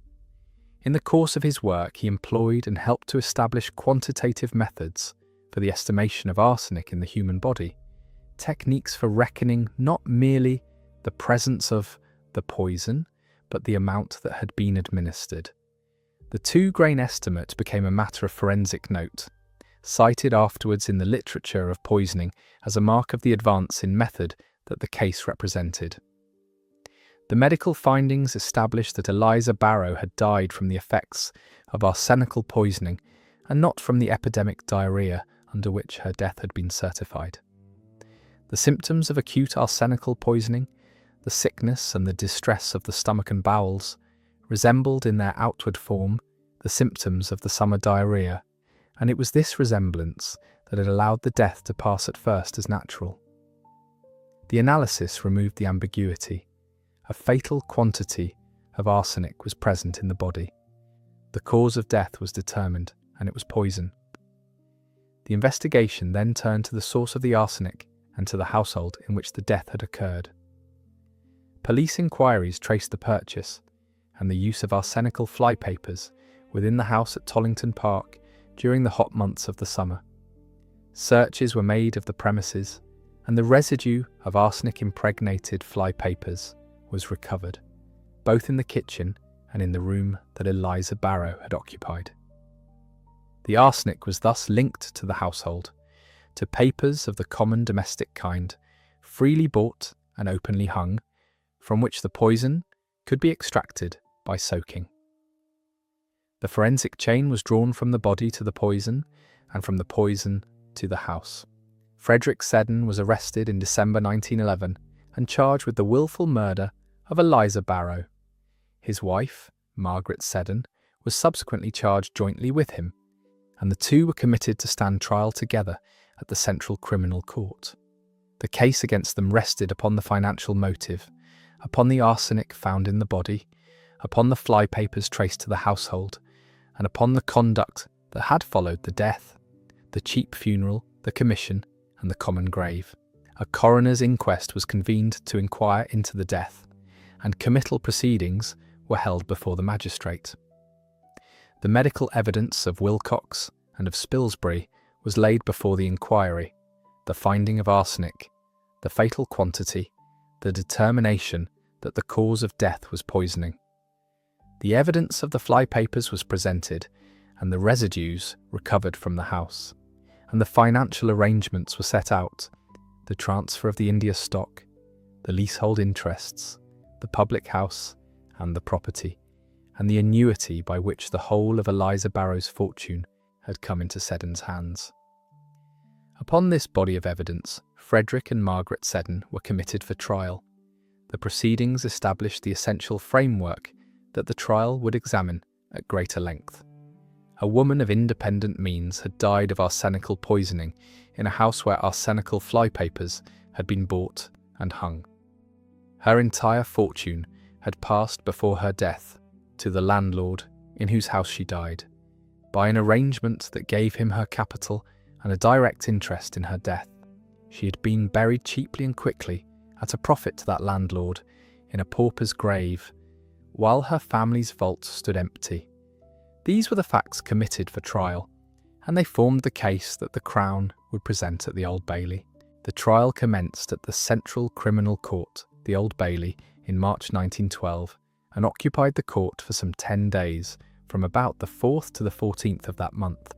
It was a trial of considerable public attention, though the attention it drew was of a particular sort. It was not the horror of the death that held the public, for the death had been quiet and the medical evidence restrained. It was the character of the accused and the coldness of the financial motive that fixed the interest of those who followed the proceedings. The bench was occupied by Mr. Justice Bucknell. The prosecution was led by the Attorney General, Sir Rufus Isaacs, one of the foremost advocates of the day, who conducted the case for the Crown with method and precision. The defence of Frederick Seddon was undertaken by Edward Marshall Hall, a King's Counsel of great reputation and formidable powers of advocacy, whose task in this case would prove among the most difficult of his career. The charge against both prisoners was the wilful murder of Eliza Barrow, and to that charge each pleaded not guilty. The case for the Crown was built upon motive, opportunity, and forensic proof, and above all, upon motive. Sir Rufus Isaacs laid before the jury the whole of the financial arrangement, the manner in which Seddon had gained the confidence of his lodger and then absorbed her fortune, and the plain fact that her death relieved him of the annuity and left him in possession of all that had been hers. He set out the 2 grains of arsenic found in the body, the flypapers traced to the household, and the conduct that had followed the death. He pointed to the cheap funeral, to the commission taken from the undertaker, and to the burial in a common grave while the family vault stood empty. Each element was presented as a piece of a pattern, and the pattern pointed to a man who had reckoned the value of a life against the cost of ending it. The defence met the case upon the ground that it was wholly circumstantial. Marshall Hall pressed upon the jury that there was no direct evidence that Frederick Seddon had administered poison to Eliza Barrow. No witness had seen him give her anything. The arsenic was traced to flypapers that were common in every house that summer. The illness had been diagnosed by a medical man at the time as epidemic diarrhea, and the death had passed as natural until the family suspicions reopened it. The case, the defence urged, rested upon motive and upon inference, and motive alone, however strong, was not proof of the act. The decisive moment of the trial came not from the evidence of the Crown, but from the conduct of the accused himself. Frederick Seddon, against the interest of his own defence, insisted upon going into the witness box to answer the case against him. It was a course that his counsel could not have wished, for a man who takes the stand submits himself to cross-examination, and a man of Seddon's temper had much to lose by it. Yet he was confident in his own powers, confident above all in his mastery of figures, and he believed that he could account for his handling of Eliza Barrow's money and so defend himself where the paper records seemed to condemn him. He entered the box a small, precise and self-possessed man, and he defended his arithmetic. Under examination, he set out the values, the sums, the terms of the annuity, and the reckoning of profit and loss, and he did so with a cold composure that did not falter even as the questions closed upon him. He argued the figures as a man of business argues a disputed account, disputing valuations, correcting sums, insisting upon the correctness of his own calculations. He spoke of the money with a fluency and a relish that no denial of guilt could soften, and he could not conceal, even upon a charge that touched his life, the pride he took in his own commercial cleverness. It was this display, more than any single item of evidence, that told against him with the jury. A man on trial for the murder of a woman for her fortune stood before them and demonstrated, in his own voice and at length, exactly the quality of mind that the prosecution had ascribed to him. He was unable to stop calculating. He argued profit while his life hung upon the verdict. The very composure that he believed would save him confirmed for those who watched the coldness of the character that the Crown had described. Sir Rufus Isaacs had only to let him speak, and to press him upon the figures, and the man convicted himself out of his own mouth. The evidence closed, and the counsel addressed the jury, and Mr. Justice Bucknell summed up the case. The jury retired to consider their verdict upon the two prisoners who had stood their trial together. They weighed the case against Frederick Seddon and the case against his wife, Margaret Seddon, who had been charged jointly with him. The two cases were not the same, for the evidence that bore upon the husband did not bear in the same degree upon the wife, and the jury drew the distinction between them. The jury returned. Upon Frederick Henry Seddon, they found a verdict of guilty of the wilful murder of Eliza Barrow. Upon Margaret Seddon, they returned a verdict of not guilty, and she was acquitted. She left the court a free woman, her innocence established in law, and the whole weight of the verdict fell upon her husband alone. He stood convicted of murder, and the sentence for murder was fixed by law. What followed the verdict became one of the most recorded scenes in the annals of the English criminal courts. Before sentence was passed, Frederick Seddon was asked, in the customary form, whether he had anything to say why the sentence of death should not be pronounced upon him. He answered at length, protesting his innocence, and in the course of that protest he made an appeal of a particular and unexpected kind. He was a Freemason, and he invoked the brotherhood of that order. He declared his innocence before the great architect of the universe, the form of words by which a Freemason names the deity, and by that invocation he addressed himself, across the well of the court, to the judge upon the bench. Mr. Justice Bucknell was himself a Freemason, and the appeal reached him as it was intended to reach him, as one brother of the order addressing another. The effect upon the judge was profound and visible. As he came to pass the sentence of death, his composure broke. He was seen to be deeply and openly distressed, his voice failing, tears upon his face, as he pronounced the words that the law required of him. The spectacle of the weeping judge, moved to tears by the Masonic appeal of the man he was condemning, passed at once into the reports of the case, and has been recounted in the accounts of it ever since. The judge passed the sentence of death notwithstanding his distress. The law admitted of no other sentence upon a conviction for murder, and the personal feeling of the man upon the bench could not alter the duty of the office. The sentence was pronounced, and Frederick Seddon was removed from the court a condemned man. The case had reached its conclusion in the finding of guilt, and what remained was the process of appeal and the execution of the sentence. The press attention that the case had drawn was of a kind unusual among murders, for it was directed less at the crime than at the character of the man. There was little in the death itself to feed a sensational appetite. The poisoning had been quiet, the medical evidence restrained, the victim obscure. What held the public was the study of avarice that the trial had presented, a man of ordinary station, destroyed by his own love of money, unable to cease from calculation, even upon the scaffold's edge.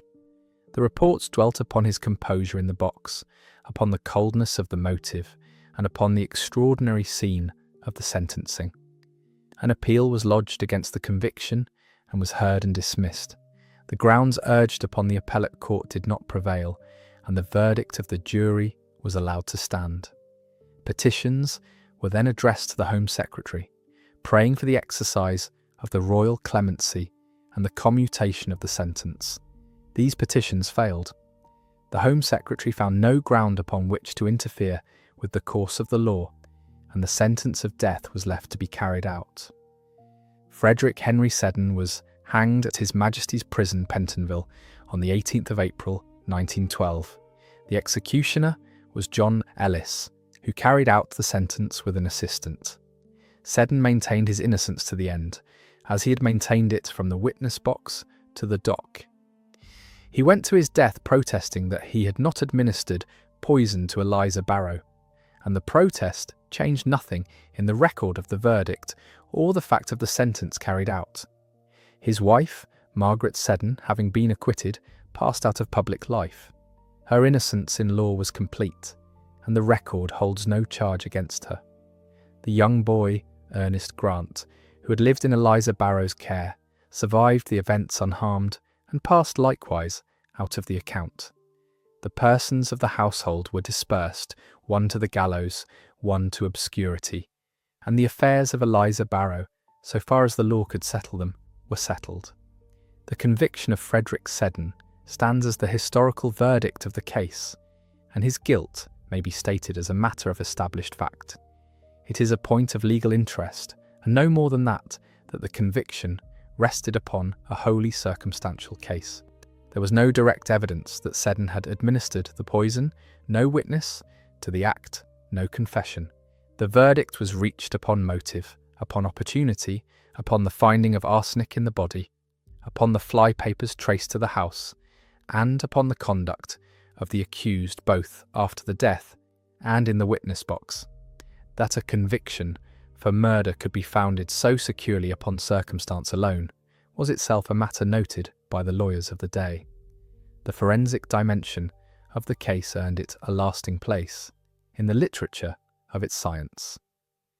The work of Sir William Wilcox upon the estimation of the quantity of arsenic in the body was a contribution to method, and the 2-grain finding became a reference point in the study of arsenical poisoning. The case advanced the reputation of Wilcox as it advanced that of Bernard Spilsbury, whose long career in the criminal courts was in this period being established. The names of the 2 men are bound together in the forensic accounts of the case, the analyst and the pathologist, whose findings converted a natural death into a proven murder. The case took its place among the classic poisoning trials of English law and among the celebrated instances of the fly paper as the domestic source of arsenic. It is preserved chiefly in the legal and forensic literature rather than in popular memory. The volume of the notable British trial series devoted to the case, published under the title of The Trial of the Seddons, gathered the transcript and the documents and became the standard record. The accounts of the great advocates who took part, of Sir Rufus Isaacs and of Edward Marshall Hall, and of the judge, Mr. Justice Bucknell, return to it.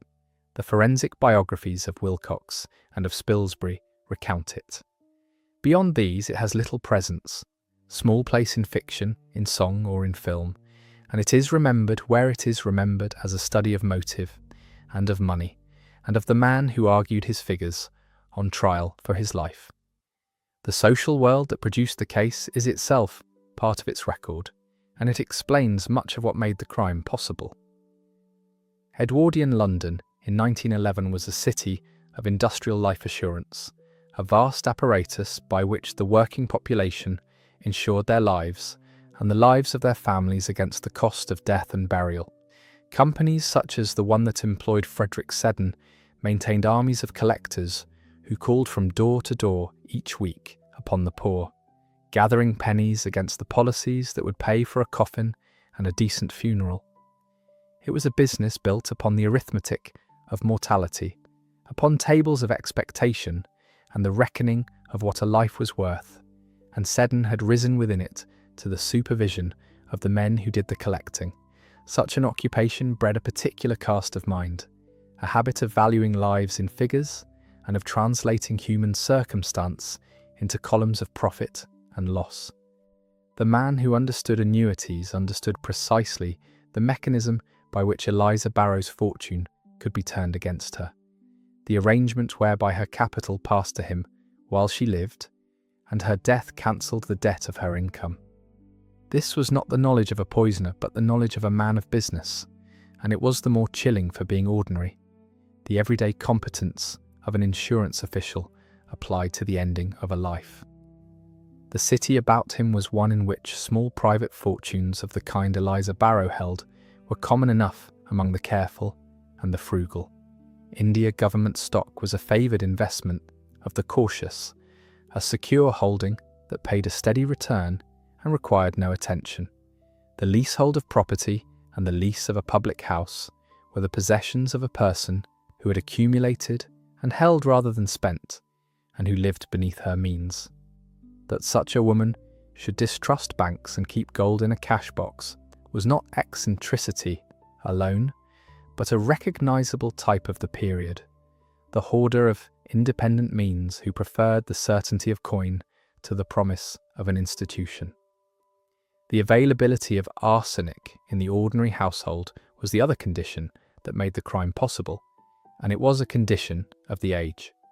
Arsenic was sold freely and cheaply in a dozen domestic forms, in weed killers, in preparations for the garden, and above all, in the fly papers that hung in every kitchen through the warm months. The papers were impregnated with the poison, and the poison could be recovered from them by the simple expedient of soaking them in water. No license was required to buy them, no register recorded the purchaser, and no suspicion attached to their presence in a house. That a fatal dose of arsenic could be gathered from a few pennyworth of fly paper, bought openly against the flies, was a fact of Edwardian domestic life that the poisoners of the period understood well. The summer of 1911 supplied the occasion. The heat wave of that year was severe and prolonged, one of the hottest summers on record in England, and it brought with it the flies in their multitudes and the fly papers hung against them. It brought too the epidemic diarrhoea of the season, the summer sickness that carried off the weak and the elderly and the very young in the crowded districts of the cities, and whose symptoms so nearly resembled those of arsenical poisoning that a death by the one might readily pass for a death by the other. The heat, the flies, the fly papers, and the summer sickness together formed the circumstances in which Eliza Barrow died, and in which her death was at first accepted as natural. The house at 63 Tollington Park stands in the record as the setting in which these conditions met. It was a tall terraced dwelling of the ordinary Islington kind, the landlord's family occupying the lower floors, and the lodger and her boy the rooms above. In the basement kitchen the fly papers hung through the close weeks of the summer. In an upper room the cash box stood, holding what gold remained to a woman who had signed away the greater part of her fortune. The house held under one roof the whole apparatus of the case, the poison and the victim, the motive and the man, the ledgers of the insurance superintendent, and the hoarded coin of the lodger, who had trusted him with her security. Against this domestic and financial background, the figures of the case assume their proportions. There was Eliza Barrow herself, 49 years of age, solitary and mistrustful, possessed of a fortune she guarded, and a distrust of banks that delivered her, in the end, into the hands of the one man she ought to have distrusted most. There was Frederick Seddon, the superintendent of collectors, cold and precise and proud of his cleverness with money. There were the von der Rahe cousins, kept at a distance in life and roused to suspicion by the manner of the burial, whose persistence reopened a closed death. And there were the men of science, Wilcox and Spilsbury, who raised the body from its pauper's grave and read in it the proof of the poison. The legacy of the case is fixed in the law and in the science rather than in the popular imagination. It is remembered as a demonstration that a charge of murder might be sustained upon circumstance alone, without a single witness to the act, where the motive was strong enough and the pattern of conduct clear enough to admit of no innocent explanation. It is remembered for the advance in the forensic estimation of arsenic that Wilcox's work represented.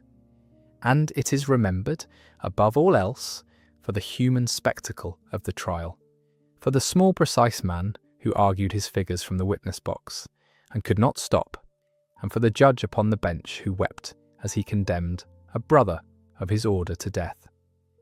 That spectacle has kept the case alive in the accounts of the English criminal courts long after the obscurity of the victim and the dryness of the evidence might have consigned it to silence.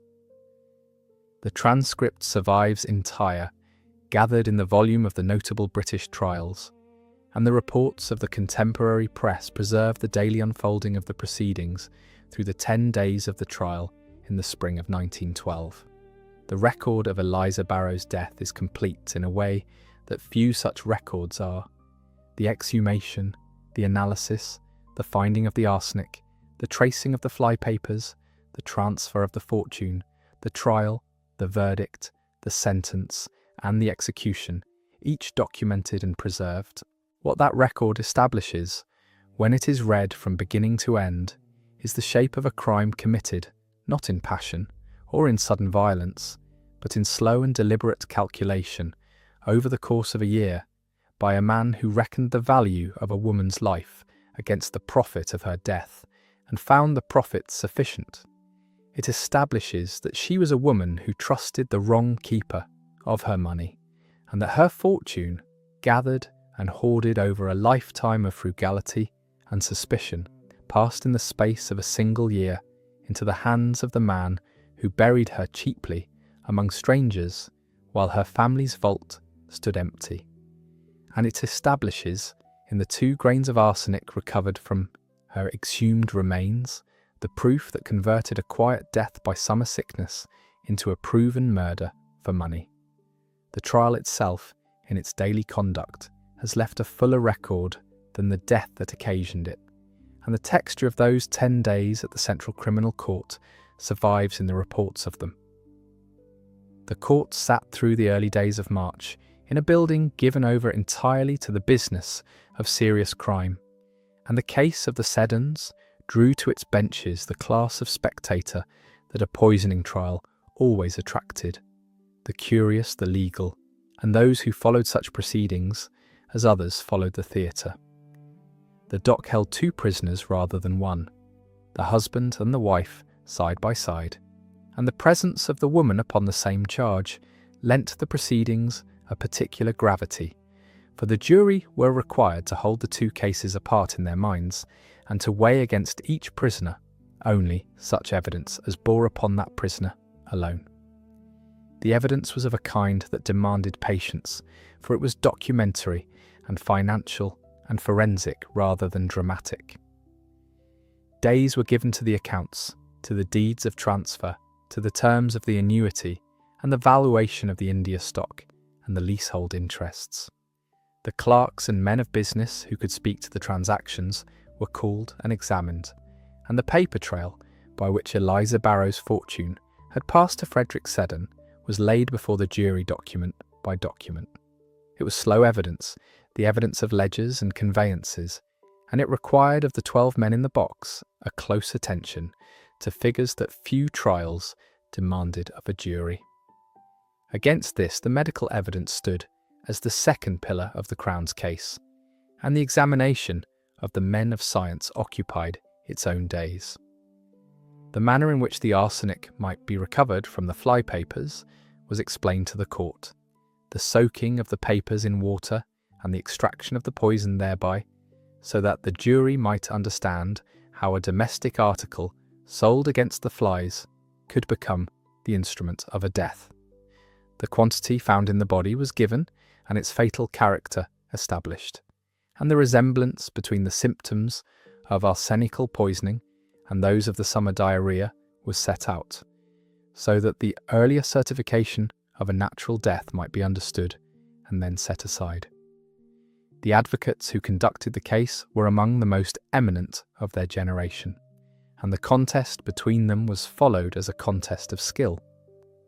The Attorney General built for the Crown a structure of inference in which each fact supported the next, the motive supported by the transfer of the fortune, the opportunity supported by the presence of the poison in the house, the guilt supported by the conduct after the death. Edward Marshall Hall for the defence laboured against the accumulation, seeking to detach each fact from the pattern and to show that no one of them, taken alone, proved the administration of poison by the hand of the accused. It was the recognised difficulty of the defence in every circumstantial case that the whole might convince where no single part could. The summing up of Mr. Justice Bucknell drew together the threads of the evidence and laid before the jury the questions they were to determine, the 2 cases held separately, the standard of proof, the nature of circumstantial evidence, and the weight it might properly bear. The jury then withdrew, and the court waited upon their return, and when they came back, they delivered the verdicts that separated the fate of the husband from the fate of the wife. The distinction they drew, guilt for the one and acquittal for the other, was itself a demonstration that the 12 men had weighed the two cases apart as they had been directed to do, and had not allowed the conviction of the husband to draw the wife down with him. The days that followed the sentence belonged to the machinery of appeal and petition, and that machinery moved with the deliberation the law prescribed. The Court of Criminal Appeal, then but a few years established, received the grounds urged on Seddon's behalf and considered whether any error in the conduct of the trial or any insufficiency in the evidence required that the conviction be set aside. It found none. The verdict of the jury, reached upon evidence properly admitted and properly summed up, was left to stand, and the appeal was dismissed. The last recourse lay with the Home Secretary, in whom the power of mercy resided, and to him the petitions were addressed by those who sought to save Seddon from the gallows. The petitions rehearsed the wholly circumstantial character of the case, the absence of any witness to the act, the possibility that a death so nearly resembling a natural one might yet have been natural in truth. They were the arguments that the defence had urged at the trial, pressed now not upon a jury, but upon a minister, and they met the same answer. The Home Secretary declined to interfere. He found in the case no such doubt as would justify the setting aside of a verdict solemnly reached, and he allowed the law to take its course. The date of execution was fixed, and the interval between sentence and execution ran out in the ordinary course. Within the walls of Pentonville, the condemned man passed the weeks allotted to him, and there is little in the record of that interval beyond the fact of his continued insistence upon his innocence. He had protested it from the box, in the sight of the jury, and against the interest of his defence.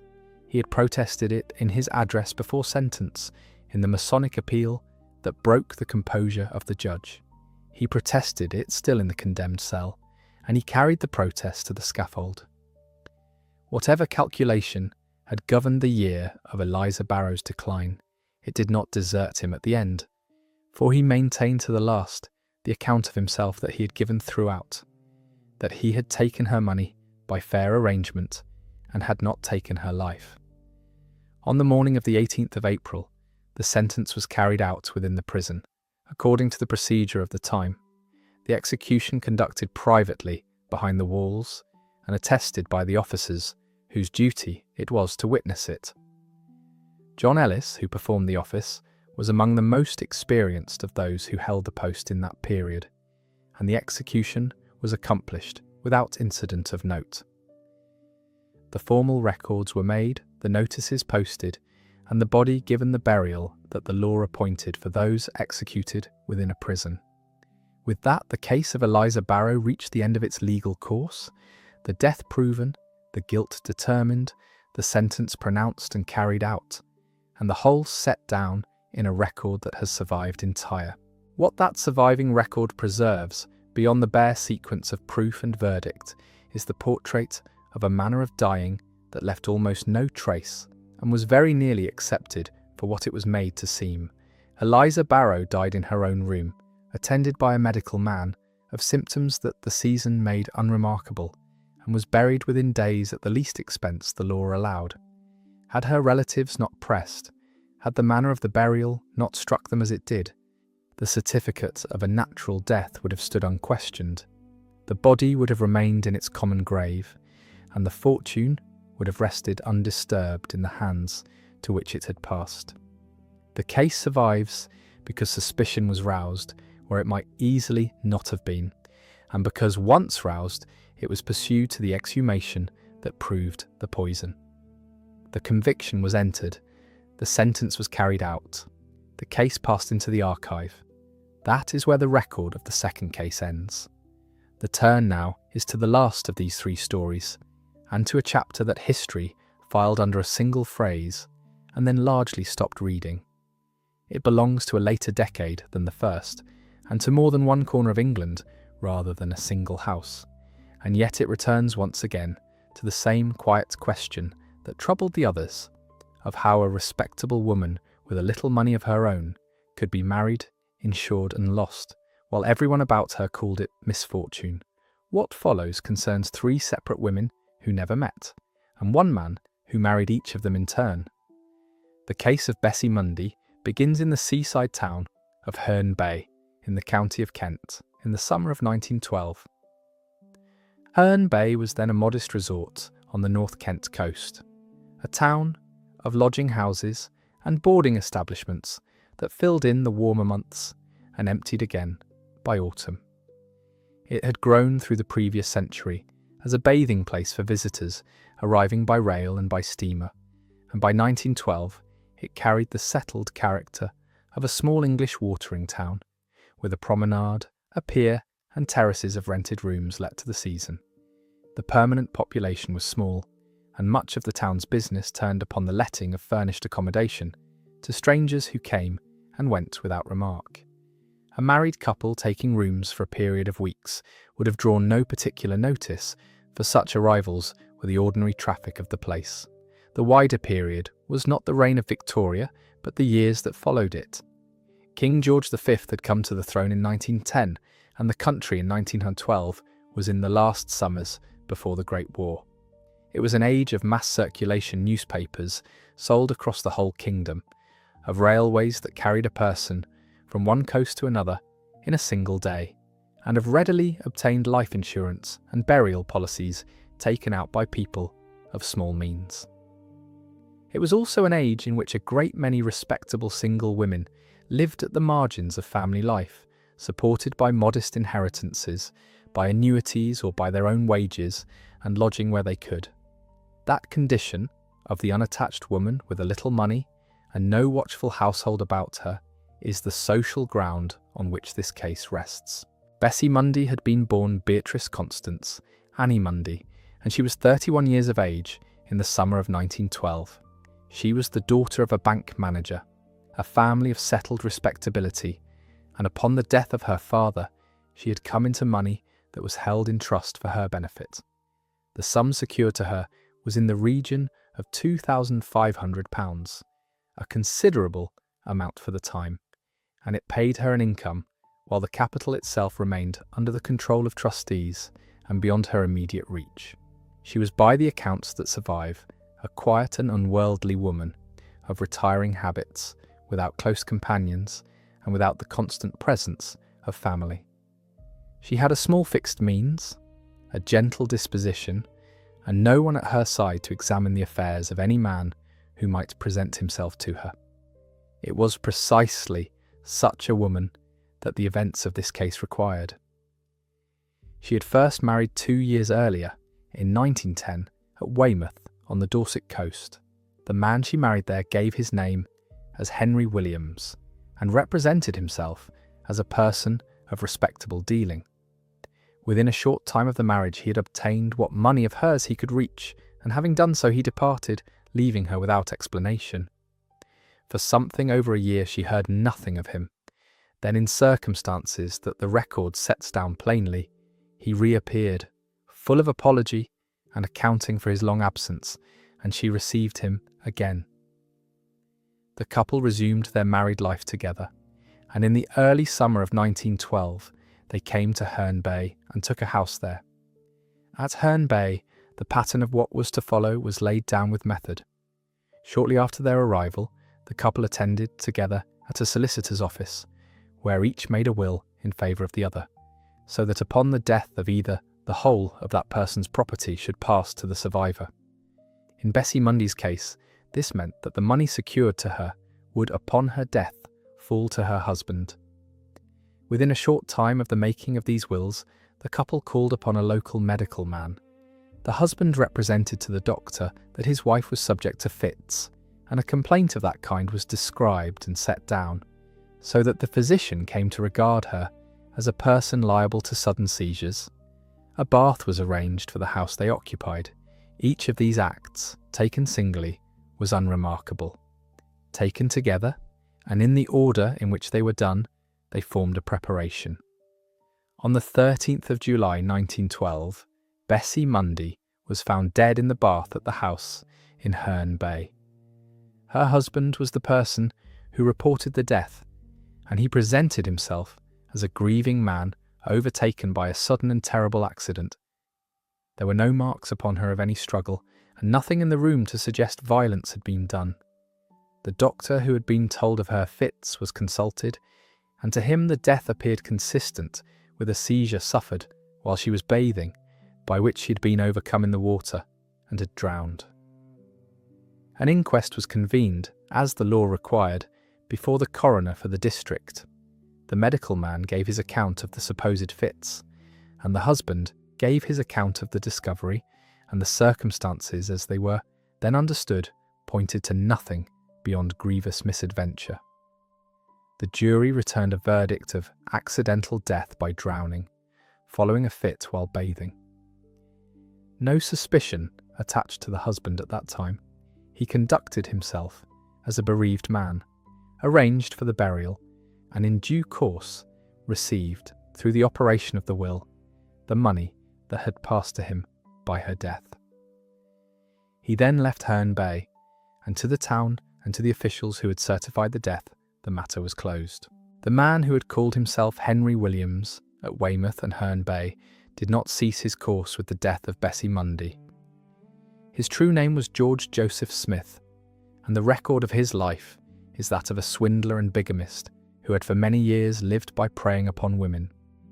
He had been born in Bethnal Green in the east of London in January of 1872 into circumstances of no advantage, and from his youth he had accumulated a criminal record. His method through his adult life had been consistent. He sought out respectable women of small independent means, courted them rapidly, married them, whether lawfully or bigamously, obtained possession of their money and their movable property, and then abandoned them and moved on to another. He maintained a rotation of false names, among them Williams, Smith and Lloyd, and he supported himself in part through a small trade in second-hand goods and antiques, which lent him the appearance of a man with an honest occupation. He was in fact lawfully married to one woman, named Edith Pegler, whom he had wed and whom he kept, returning to her between his ventures and providing for her from the proceeds of his frauds. She was deceived as to the nature of his absences and as to the source of his money, but she was never harmed by him, and she was to survive him. His practice, until the events at Herne Bay, had been robbery by marriage rather than murder. What appears to have changed in his conduct was the understanding that a wife who had made a will in his favour, or upon whose life a policy had been effected, was worth more to him dead than a wife merely stripped of her ready money and left alive. A living woman abandoned might complain, might pursue him, might warn others. A dead woman could do none of these things, and her death, if it were taken for an accident, delivered to him the whole of her estate at once and finally. Having obtained the money that came to him by the death of Bessie Mundy, Smith returned to his settled companion and continued in his usual way of life for a time. In the autumn of 1913 he entered upon the second of the marriages that concerned this case. The woman was Alice Burnham. Alice Burnham was 25 years of age, a private nurse by occupation, associated with the south coast in the district of Southsea and Portsmouth. She was, by the accounts that survive, a cheerful, capable and healthy young woman of a practical calling, the daughter of a fruit grower. Unlike Bessie Mundy, she had savings that were her own and within her own control, and she was a woman accustomed to work and to the management of her own affairs. She met the man who gave his name, on this occasion, as George Smith, and within a strikingly short time, she married him in November of 1913. The preparations that had preceded the death at Herne Bay were repeated in their essentials. Very soon after the marriage, a life insurance policy was effected upon Alice Burnham, and a will was made in her husband's favour, so that both by the policy and by the will, her death would enrich him. Her father, a cautious man, had formed an unfavourable impression of the suitor and had made inquiries about him, and there had been friction on that account before the marriage. But Alice Burnham was of age and mistress of her own decisions, and the marriage went forward despite her father's misgivings. Those misgivings, set aside at the time, were to become important more than a year afterward. In December of 1913, the couple travelled north to Blackpool, on the Lancashire coast, for what had the appearance of a holiday.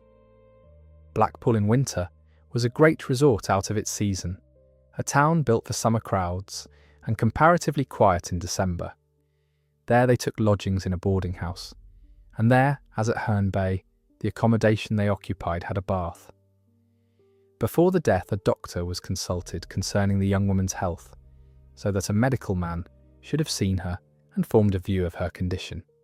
On the 12th of December 1913, Alice Burnham was found dead in the bath at the lodgings in Blackpool. As before, the husband presented himself as the stricken and bewildered survivor of an accident, and as before there were no marks of any struggle upon her. A doctor attended, an inquest was held before the coroner, and the death was certified as an accidental drowning. The couple's landlady in Blackpool, a woman named Mrs. Crossley, had formed her own impression of the husband during their stay, and his conduct in the aftermath of the death had struck her unfavourably. Her suspicions at the time went no further than private disapproval, for a death certified as accidental left nothing upon which she could act, and the husband and the money departed Blackpool together, as they had departed Herne Bay. Alice Burnham's father, who had mistrusted the man from the first, was left with a daughter dead within weeks of a marriage he had opposed, and with a sense of wrong that he could not yet fasten to any fact. He kept what he knew and what he suspected, and in the ordinary course of things it might have come to nothing. That it did not come to nothing was owing to an accident of print more than a year afterward. Smith once more returned to his settled companion and to his usual manner of living, and for the better part of a year he undertook no further marriage of the kind. The country in that interval passed out of peace and into war. In the August of 1914, the Great War began, and the newspapers that filled with its reports were read in every lodging-house and boarding establishment in the kingdom. It was against that darkened background, in the December of 1914, that the third and last of these marriages took place. The woman was Margaret Elizabeth Lofty. Margaret Lofty was 38 years of age, and she was the daughter of a clergyman. She earned her living as a lady's companion, a position held by many unmarried women of respectable birth and small means, in which they attended upon another and elder woman for board and a modest wage. She was of failing prospects and of a solitary life, and she had shortly before suffered a disappointment in an earlier attachment. Having been jilted by a suitor from whom she had expected marriage, she was, in the terms that mattered to the man who found her, a respectable, isolated, and unguarded woman, without a watchful household to inquire too closely into the affairs of any husband she might take. She met the man, who now called himself John Lloyd, and within a very short time she married him. The preparations followed once more in their established order, and with their established speed. Provision was made by which her death would benefit her husband, an insurance upon her life being the instrument on this occasion. Within days of the marriage, the couple took lodgings in London, at a house in Bismarck Road, in Highgate, in the north of the city. The rooms they took had a bath. On the 18th of December 1914, within a very short time of the marriage and of the arrival at the lodgings, Margaret Lofty was found dead in the bath at Bismarck Road. As at Herne Bay and at Blackpool, the husband gave the account of a sudden accident. There were no marks of any struggle upon her, and a doctor and a coroner in their turn treated the death as a drowning by misadventure. For the third time, a woman recently married and lately insured had been found dead in her bath, and for the third time, the death had been closed as an accident, and the money had passed to the man who had married her. What connected the three deaths, when nothing in the separate certifications had connected them, was a newspaper. The death at Highgate was reported in the press, and among the papers that carried an account of it was the News of the World, which described the circumstances of a bride found drowned in her bath so soon after her wedding. That report was read in two separate households by two people who had reason to remember a death of exactly that description. One was the father of Alice Burnham, who had buried a daughter dead in a bath at Blackpool a year before, in circumstances he had never been easy about. The other was Mrs. Crossley, the Blackpool landlady, in whose house Alice Burnham had died, and whose distrust of the husband had never left her. Each of them reading of a bride drowned in her bath at Highgate, recognised in the printed account the very circumstances of the death they had witnessed a year earlier. The coincidence was too exact to be borne in silence. The particulars were the same in every material point. A recent marriage, a provision upon the wife's life, and a sudden drowning in a bath with no witness and no mark. What the separate coroners had each taken for an isolated accident appeared, when two of the deaths were set side by side, to be one thing repeated. The father of Alice Burnham communicated with the police, and the matter was placed before the authorities as a suspicion that two deaths, and perhaps more, were the work of a single hand. The investigation that followed was taken up by Detective Inspector Arthur Neal. His first task was to establish whether the man who had married Margaret Lofty at Highgate under the name of John Lloyd was the same man who had married Alice Burnham at Portsmouth and taken her to Blackpool under the name of George Smith. Inquiry into the movements and the histories attached to the several names disclosed that Williams, Smith and Lloyd were one person, a man whose true name was George Joseph Smith, and that the same man had been married to and had profited by the death of Bessie Mundy at Herne Bay in 1912. 3 deaths in 3 towns across 3 years, certified separately as 3 accidents, were shown to belong to a single course of conduct by a single man. The detective inspector proceeded with method. Statements were taken from the landladies and the doctors and the solicitors and the insurance offices that had figured in each of the 3 marriages, and the papers of the wills and the policies were gathered together. The keeping of the man's true wife, Edith Pegler, came to light, and her account of his long absences and his sudden returns and the source of his money was of the greatest value, for she was able to fix his movements and to identify him beyond dispute. The repeated shape of the 3 affairs emerged from the documents with a plainness that no single one of them had possessed on its own. In each case there had been a rapid courtship, a marriage, the swift making of a provision in the husband's favour, a visit to a doctor at which the wife was represented as subject to fits or attended for her health, the taking of lodgings that had a bath, and, within a short time, the discovery of the wife dead in that bath. To carry a charge of murder, however, more was required than the pattern, for a pattern in itself does not establish how any one of the women had died. Each body had been certified as an accidental drowning, and each had been buried on that footing. The detective inspector therefore obtained the authority necessary for the exhumation of the bodies, so that they might be examined afresh in the light of the suspicion that now attached to their deaths. The remains of the 3 women were disinterred and placed in the hands of a medical examiner. Smith himself was taken into custody. He was arrested in the first instance upon a charge arising from the false identities and the insurance dealings, a lesser matter that held him securely while the graver case of murder was assembled against him. The medical examination of the exhumed bodies was conducted by Bernard Spilsbury, the pathologist whose work upon this case was to become one of the foundations of his great reputation. The difficulty that confronted him was of an unusual kind. Drowning in a bath leaves few or no signs of violence upon a body, and there was in none of the 3 cases any injury or mark from which a deliberate killing could be inferred in the ordinary way. A woman held beneath the water of a bath, if she were held in such a manner that she could not struggle, might die without a bruise upon her, and her death would be indistinguishable, upon the body alone, from a death by accident. The absence of the marks of violence which had satisfied 3 coroners that the deaths were accidents was the very thing that Spilsbury had to reconcile with the plain evidence of design that the documents disclosed. he addressed himself to the physical circumstances of the deaths with great care.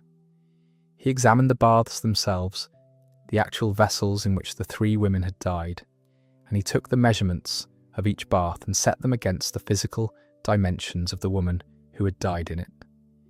He considered the posture that a person of a given height must occupy in a bath of a given length, and the position in which each body had been found. From this study he formed a conclusion as to the manner in which death could have been produced without leaving any mark, and he undertook to demonstrate it. The demonstration that he devised has become one of the most famous in the history of forensic examination. A bath was filled with water, and a woman was engaged to serve as the subject of the experiment. A person of about the build of the victims, dressed in a bathing costume for the purpose. She was placed in the bath in the ordinary attitude of a person bathing, and various means of forcing the head beneath the water were attempted upon her. When the attempt was made to press her down by the head or the shoulders, she resisted, as any conscious person would, and the resistance was such that the thing could not have been done without a struggle that would have left its marks. Then a different method was tried. The subject's ankles were taken hold of and drawn suddenly and sharply upward toward the foot of the bath. The effect of that single movement was immediate and alarming. The drawing up of the feet slid the body downward, and the head passed beneath the surface of the water before the woman could take any measure to save herself. And the rush of water into the nose and mouth produced so sudden a shock that she lost consciousness at once. So complete and so rapid was the collapse that those conducting the experiment were obliged to lift her from the bath and to labour for some time to revive her, and she was fortunate to be brought round at all. The mechanism, as it was understood, was that the sudden inrush of water to the passages of the nose and throat set up a violent nervous shock, an inhibition of the action of the heart and breathing, which extinguished consciousness in an instant and without a cry. A woman so treated would die silently and swiftly, offering no resistance because she had no interval in which to resist, and her body would bear no injury whatever. This reconciled the 2 facts that had seemed irreconcilable: the certainty of design that the documents established, and the absence of the marks of violence that had satisfied 3 coroners. A woman could be drowned in a bath, deliberately and by the act of another, and yet die without a bruise, without a struggle, and without a sound, if she were taken by the ankles in the manner demonstrated. The examiner was able to state that the deaths of the 3 women were consistent with such a method, and that the accidental drowning which had been supposed at each of the 3 inquests was not the only, nor the most probable, explanation of what had occurred. The pattern in the papers and the mechanism in the bath together supplied what neither could supply alone. The original inquests, held in each town at the time of each death, had each returned a verdict of accidental death by drowning, the drowning being attributed to a fit or a faint suffered by the woman while she was bathing. Upon each of those verdicts, the husband had proceeded to collect the money that the death delivered to him, and upon each the matter had been officially closed. It was only after the reopening of the whole question, upon the recognition of the pattern and the fresh examination of the bodies, that the accidental character of the deaths was displaced. The committal proceedings, held before the magistrates, were the stage at which the connected case was first laid out in full. There the evidence of the repeated pattern was assembled and presented: the marriage, the will or the policy, the prime doctor, the bath, and the drowning, occurring 3 times over in the same order and to the same profit. Before the magistrates, the whole architecture of the case was displayed: the documents of the 3 marriages, the testimony of the landladies and the medical men and the officers, and the findings of the pathologist upon the exhumed bodies. The magistrates, having heard the evidence, determined that a case had been made out sufficient to put the accused upon his trial, and Smith was committed to take his trial at the Central Criminal Court upon the charge of murder. By the law, as it then stood, a man could be tried for 1 murder at a time, and the charge upon which he was committed and arraigned was the murder of Bessie Mundy alone, the first of the 3 women to die at Herne Bay in 1912. The deaths of Alice Burnham and of Margaret Lofty were not the subject of the charge, but they were to enter the trial in a manner that gave the case its lasting importance in law. The trial commenced at the Old Bailey, the Central Criminal Court of England, in the summer of 1915, and it ran from the closing days of June into the first week of July. It was heard before Mr. Justice Scrutton. The prosecution was led by Sir Archibald Bodkin, then Senior Treasury Counsel, who was assisted by Travers Humphreys, and the defence of the accused was undertaken by Edward Marshall Hall, a King's Counsel of the greatest eminence and reputation at the criminal bar. The charge before the court was the wilful murder of Bessie Mundy. That the trial should proceed at all in the midst of the Great War, and should command the attention that it did while the newspapers were filled with the reports of the fighting, is a measure of the hold the case took upon the public mind. The central question of law upon which the trial turned was whether the Crown should be permitted to lay before the jury the deaths of Alice Burnham and of Margaret Lofty, when the prisoner stood charged only with the death of Bessie Mundy. The evidence of a man's conduct on other occasions is not ordinarily admitted to prove that he committed the offence with which he is charged, for the law is careful that a person shall be tried upon the facts of the case against him, and not condemned upon his general character or his other doings. But there is an exception where the other occasions form so exact and so repeated a pattern that they tend to prove the act charged was no accident, but part of a deliberate design. The Crown contended that the deaths of the 2 other women fell within that exception, and that they were admissible as what the law calls similar fact evidence or system evidence to prove that the death of Bessie Mundy was not the accident it had been taken for. Marshall Hall resisted the admission of the 2 other deaths with all the force at his command, for he understood that if the jury were permitted to hear that 2 more of the prisoners' wives had died in their baths in the same circumstances, the defence of accident in the case of Bessie Mundy could not survive it. He argued that the prisoner was charged with 1 death only and should be tried upon that death alone, and that to admit the others was to try him upon a pattern rather than upon the facts of the single charge. The judge, Mr. Justice Scrutton, ruled that the evidence of the 2 other deaths was admissible, upon the ground that the repetition of so exact a pattern was capable of proving design and of rebutting the suggestion of accident. That ruling upon similar fact evidence became a leading authority in the criminal law of England, and has been studied ever since as one of the principal cases upon the subject. With the 2 other deaths admitted, the case for the prosecution was laid before the jury in its full and connected form. The identical repeating pattern was set out, the swift marriages, the wills, and the insurances made in the husband's favour, the doctors primed to expect fits, the lodgings chosen because they had a bath, and the 3 women found drowned in their baths within a short time of the provision that made their deaths profitable to the man who had married them. The reconstruction by which the pathologist had shown how such a drowning could be produced without a mark was given in evidence. The very baths in which the women had died were brought into the court and produced as exhibits, so that the jury saw before them the vessels themselves and could measure the demonstration against the objects. A particular feature of the case against the prisoner in the matter of Bessie Mundy lay in the arrangement of the wills.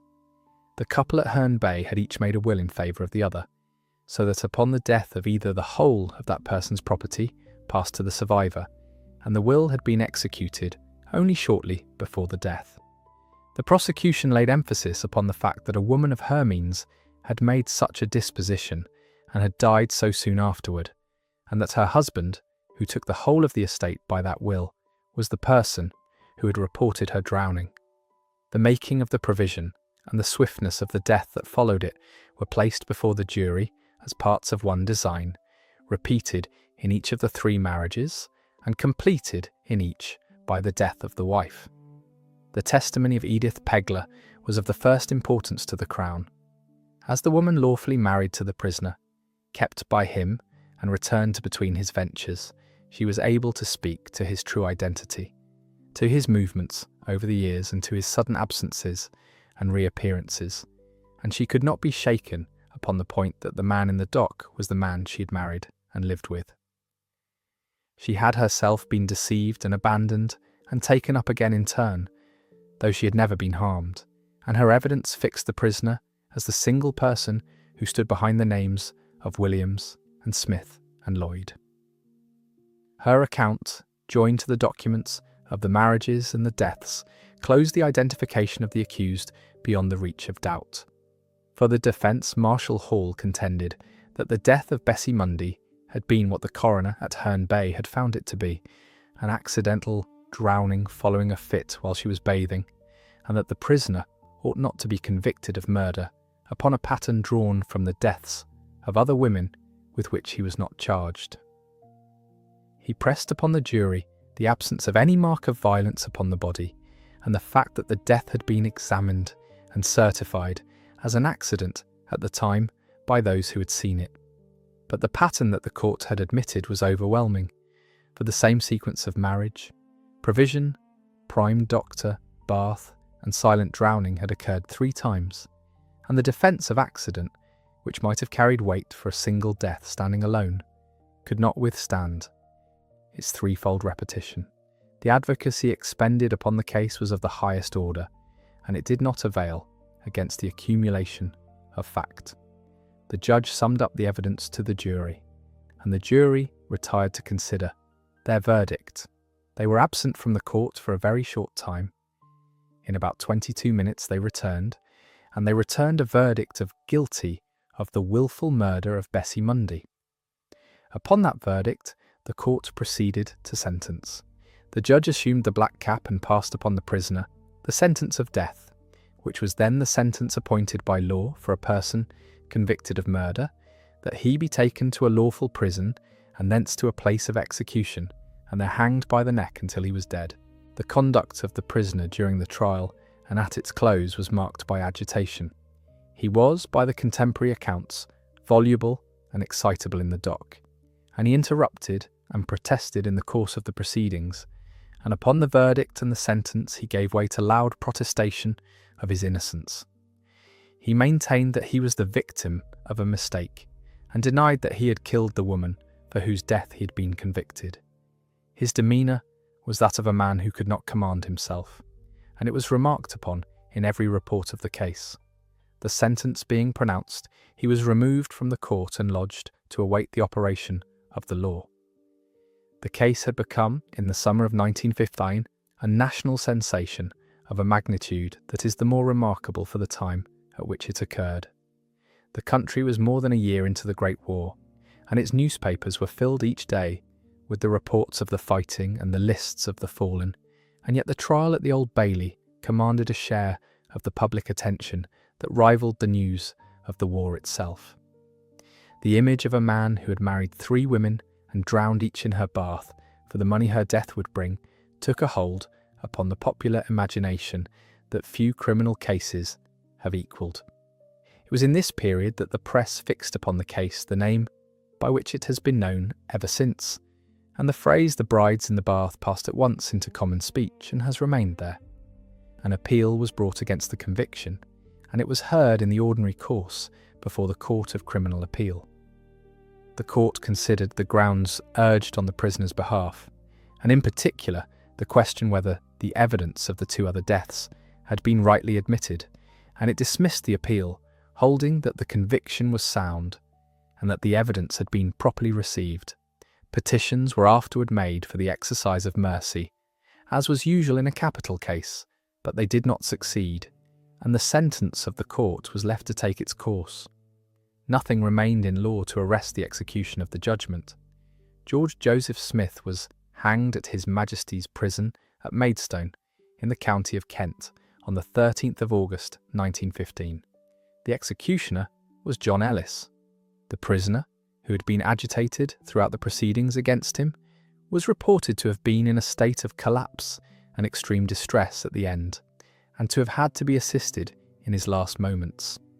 The sentence of the court was carried out upon him, and the man who had married and drowned Bessie Mundy, Alice Burnham, and Margaret Lofty was put to death for the first of those 3 deaths, the only one for which the law had tried him. The other 2 deaths, admitted at the trial as evidence of the system by which the first was proved, were never made the subject of a separate charge, for none was needed. Of the persons drawn into the case, none was harmed further by it.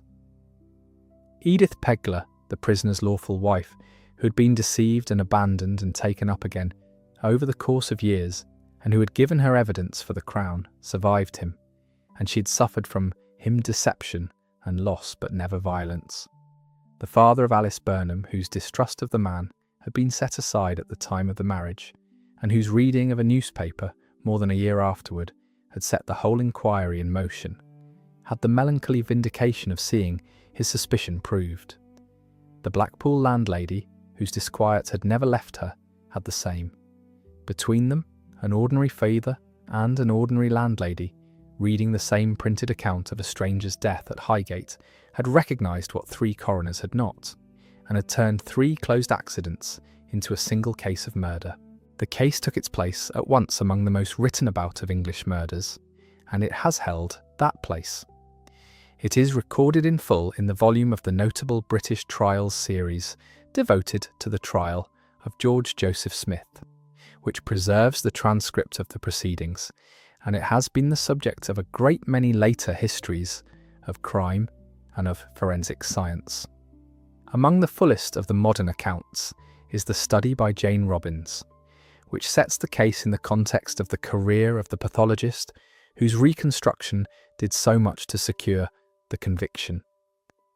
Beyond the printed histories, the case has been retold in documentary and in dramatised form on many occasions, and the phrase that the press coined for it in 1915 has outlived the memory of the particulars, so that many who use it could not now name a single one of the women to whom it refers. Its importance in the law and in the history of forensic examination has proved as durable as its hold upon the popular memory.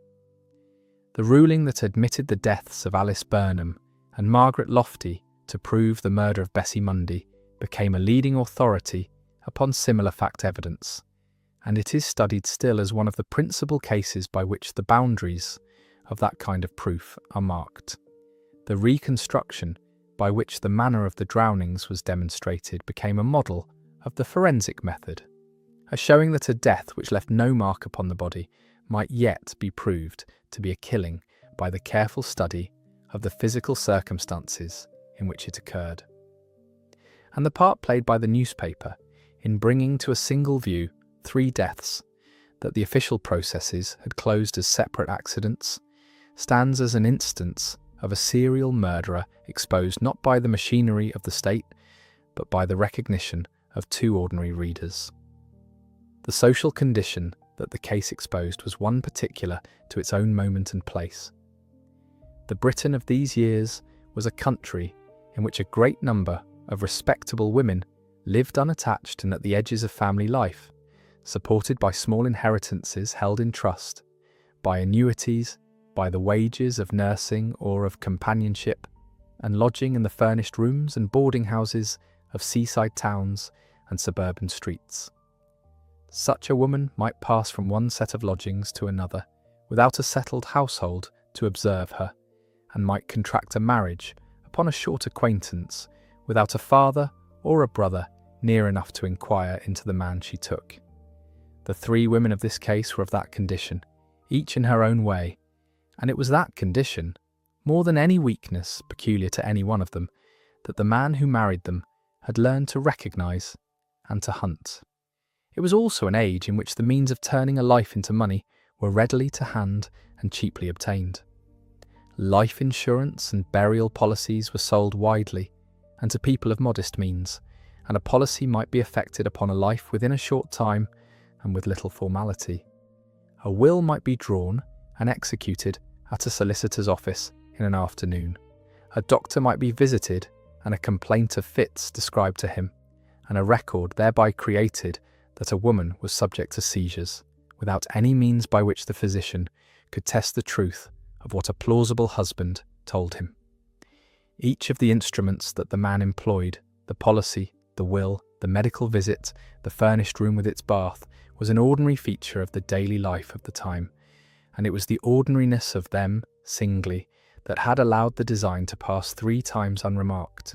The towns in which the 3 women died were themselves ordinary places of that life.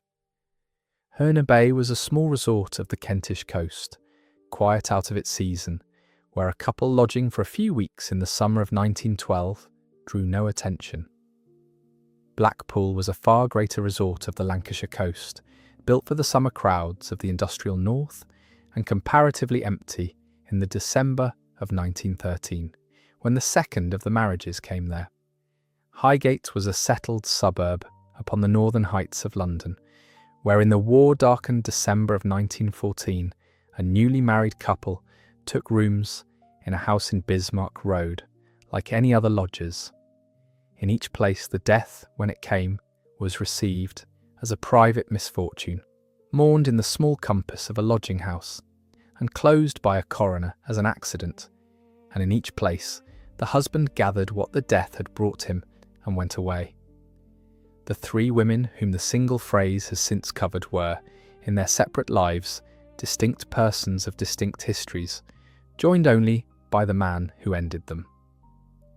Bessie Munda, of Weymouth and of Herne Bay, was the quiet and unworldly daughter of a bank manager, 31 years of age, possessed of the money held in trust for her that paid her an income, and living the retired life of a woman without close companions. Alice Burnham of the south coast was a cheerful and capable private nurse of 25, the daughter of a fruit grower, a working woman with savings of her own, and a father who mistrusted the man she married. Margaret Lofty of London was a clergyman's daughter of 38, earning her living as a lady's companion, solitary and lately disappointed in an earlier attachment. They did not know one another. None of them knew of the others. Each believed that she alone had married the man who courted her. The record that the case left behind is unusually complete. The transcript of the trial at the Old Bailey survives in full, and it is preserved in the printed volume devoted to the proceedings, so that the evidence of every witness and the argument upon the admission of the 2 other deaths may be read as it was given. The documents of the 3 marriages, the wills and the policies, the accounts of the landladies and the doctors and the officers, and the findings upon the exhumed bodies are all upon the record.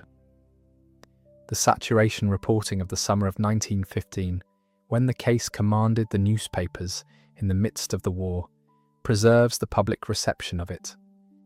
Little of substance in the affair is lost, and the case has been drawn upon again and again in the histories of English crime, of forensic pathology, and of the law of evidence, in each of which it holds a settled place. What is least preserved, against the fullness of the legal and forensic record, is the inward life of the 3 women themselves. The transcript records the manner of their deaths and the proof of their murders. The documents record the money that their deaths delivered, and the reconstruction records the mechanism by which they were drowned without a mark. Of Bessie Mundy's quiet days, of Alice Burnham's work at the bedsides of her patients, of Margaret Lofty's years of attendance upon another woman for a wage, the record keeps only what the case required of it. They entered the archive not as themselves, but as the occasions of a crime and the subjects of a landmark, and the single phrase that the press coined has stood ever since, in the place where their 3 separate names might have stood. The earlier life of the man who bore the 3 names had been a long apprenticeship in the plunder of women, and it is upon that record that the murders followed as a final escalation rather than a departure. From his youth in the east of London, he had lived by his wits and outside the law, and he had learned early that a respectable woman of small independent means was the readiest source of money available to a plausible man who would marry her. He courted such women rapidly and married them, some lawfully and many bigamously, and having gained possession of their savings and their movable goods, he left them and passed on to another, keeping always a rotation of names, by which the several marriages might be kept apart. He maintained the appearance of an honest occupation through a small dealing in second-hand goods and in antiques, a trade that gave a colourable account of his comings and goings and of the money that passed through his hands. He had a genuine and practiced skill in the selecting of his victims, and it was that skill, more than any boldness, that made him dangerous. He judged with accuracy which women were respectable enough to have a little money and isolated enough to have no one to protect it, and he could bring such a woman to marriage within a very few weeks of meeting her. To the lawful wife whom he kept, Edith Pegler, he accounted for his repeated absences by the needs of his trade, telling her that his business in antiques carried him about the country, and he returned to her between his ventures with money whose true source she did not know. For years this manner of living had answered his purpose, and it had brought him a long succession of frauds and a criminal record, but not until the affair at Herne Bay, the charge of murder. The change in his conduct that turned the swindler into a killer was a change of calculation rather than of character. A wife robbed and abandoned remained alive to complain, to seek him out, to set the law upon him, or to warn other women against him, and each living victim was a standing danger to the ventures that were to follow. A wife who died, on the other hand, and whose death was taken for an accident, could raise no complaint and pursue no husband, and by the operation of a will or a policy, she delivered to him at a stroke, and finally the whole of what she had, rather than the portion he could reach while she lived. Once he'd grasped that a dead wife paid more, and paid safely, the method that had served him for robbery was turned to the taking of life, and the same skill in selecting isolated women was applied to the choosing of victims who would not be missed by any watchful family. The unravelling of the several identities was the first and the most delicate part of the work that fell to the investigating officer, for until the man behind the three names was shown to be one man, there was no case at all. The death at Highgate had been the death of the wife of John Lloyd. The death at Blackpool had been the death of the wife of George Smith. The death at Herne Bay, further back still, had been the death of the wife of Henry Williams.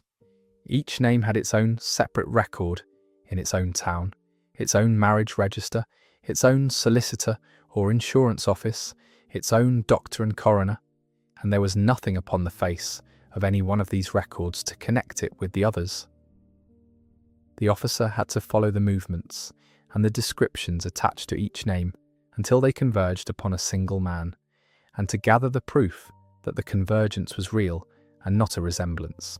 The keeping of the lawful wife proved the surest thread by which the identities were drawn together, for she could speak to the man himself across the whole span of years and place him, by her own knowledge of his person and his habits, behind the names he had used. The documents of the marriages, compared one with another, disclosed the same hand and the same practised sequence of steps. The descriptions given by the landladies and the tradesmen who had dealt with the several couples answered to one another. By these means the officer established that Williams and Smith and Lloyd were the one man, George Joseph Smith, and that the same man had married and profited by the deaths of 3 women in 3 towns across 3 years, and the connected case that had been invisible to the separate coroners was brought into a single view. The arrest was managed so that the man should be securely held while the graver case was completed against him. He was taken into custody upon a charge arising out of the false identities and the insurance dealings, a matter of fraud and of false representation, upon which he could be detained without prematurely disclosing the whole of the suspicion that had gathered about him. That lesser charge held him fast while the exhumations were carried out, and the bodies examined and the documents assembled, so that when the charge of murder was at length laid, it was laid upon a case already built. The method of it was characteristic of the patience with which the whole inquiry was conducted, an inquiry that had begun with the recognition of a pattern by 2 ordinary readers and had proceeded step by step through the tracing of the names, the gathering of the papers, and the reopening of the graves. until the connected proof was complete. The exhumations themselves were a labour spread across the 3 separate places of burial, for the women had been laid to rest each in her own town, upon the footing of an accidental death, and each grave had to be opened afresh, under the authority obtained for the purpose. The bodies disinterred were placed in the hands of the medical examiner, and the physical circumstances of each death, the bath, the measurements, the posture, were studied anew in the light of the suspicion that now attended them. It was upon the foundation of these exhumations that the reconstruction rested, and that the accidental verdicts of the 3 original inquests were at length displaced. The reopening of what had been 3 times closed, and the drawing of 3 separate accidents into a single proven design, was the achievement of the whole proceeding. The case of these 3 women was the last of the 3 examined here to enter the historical record. History filed them under a single word, and that word remembered a nickname while it forgot the 3 separate lives it covered. Bessie Mundy, Alice Burnham, Margaret Lofty. 3 women who never met, each certain she alone had married the man who found her. The trial concluded. The sentence was carried out.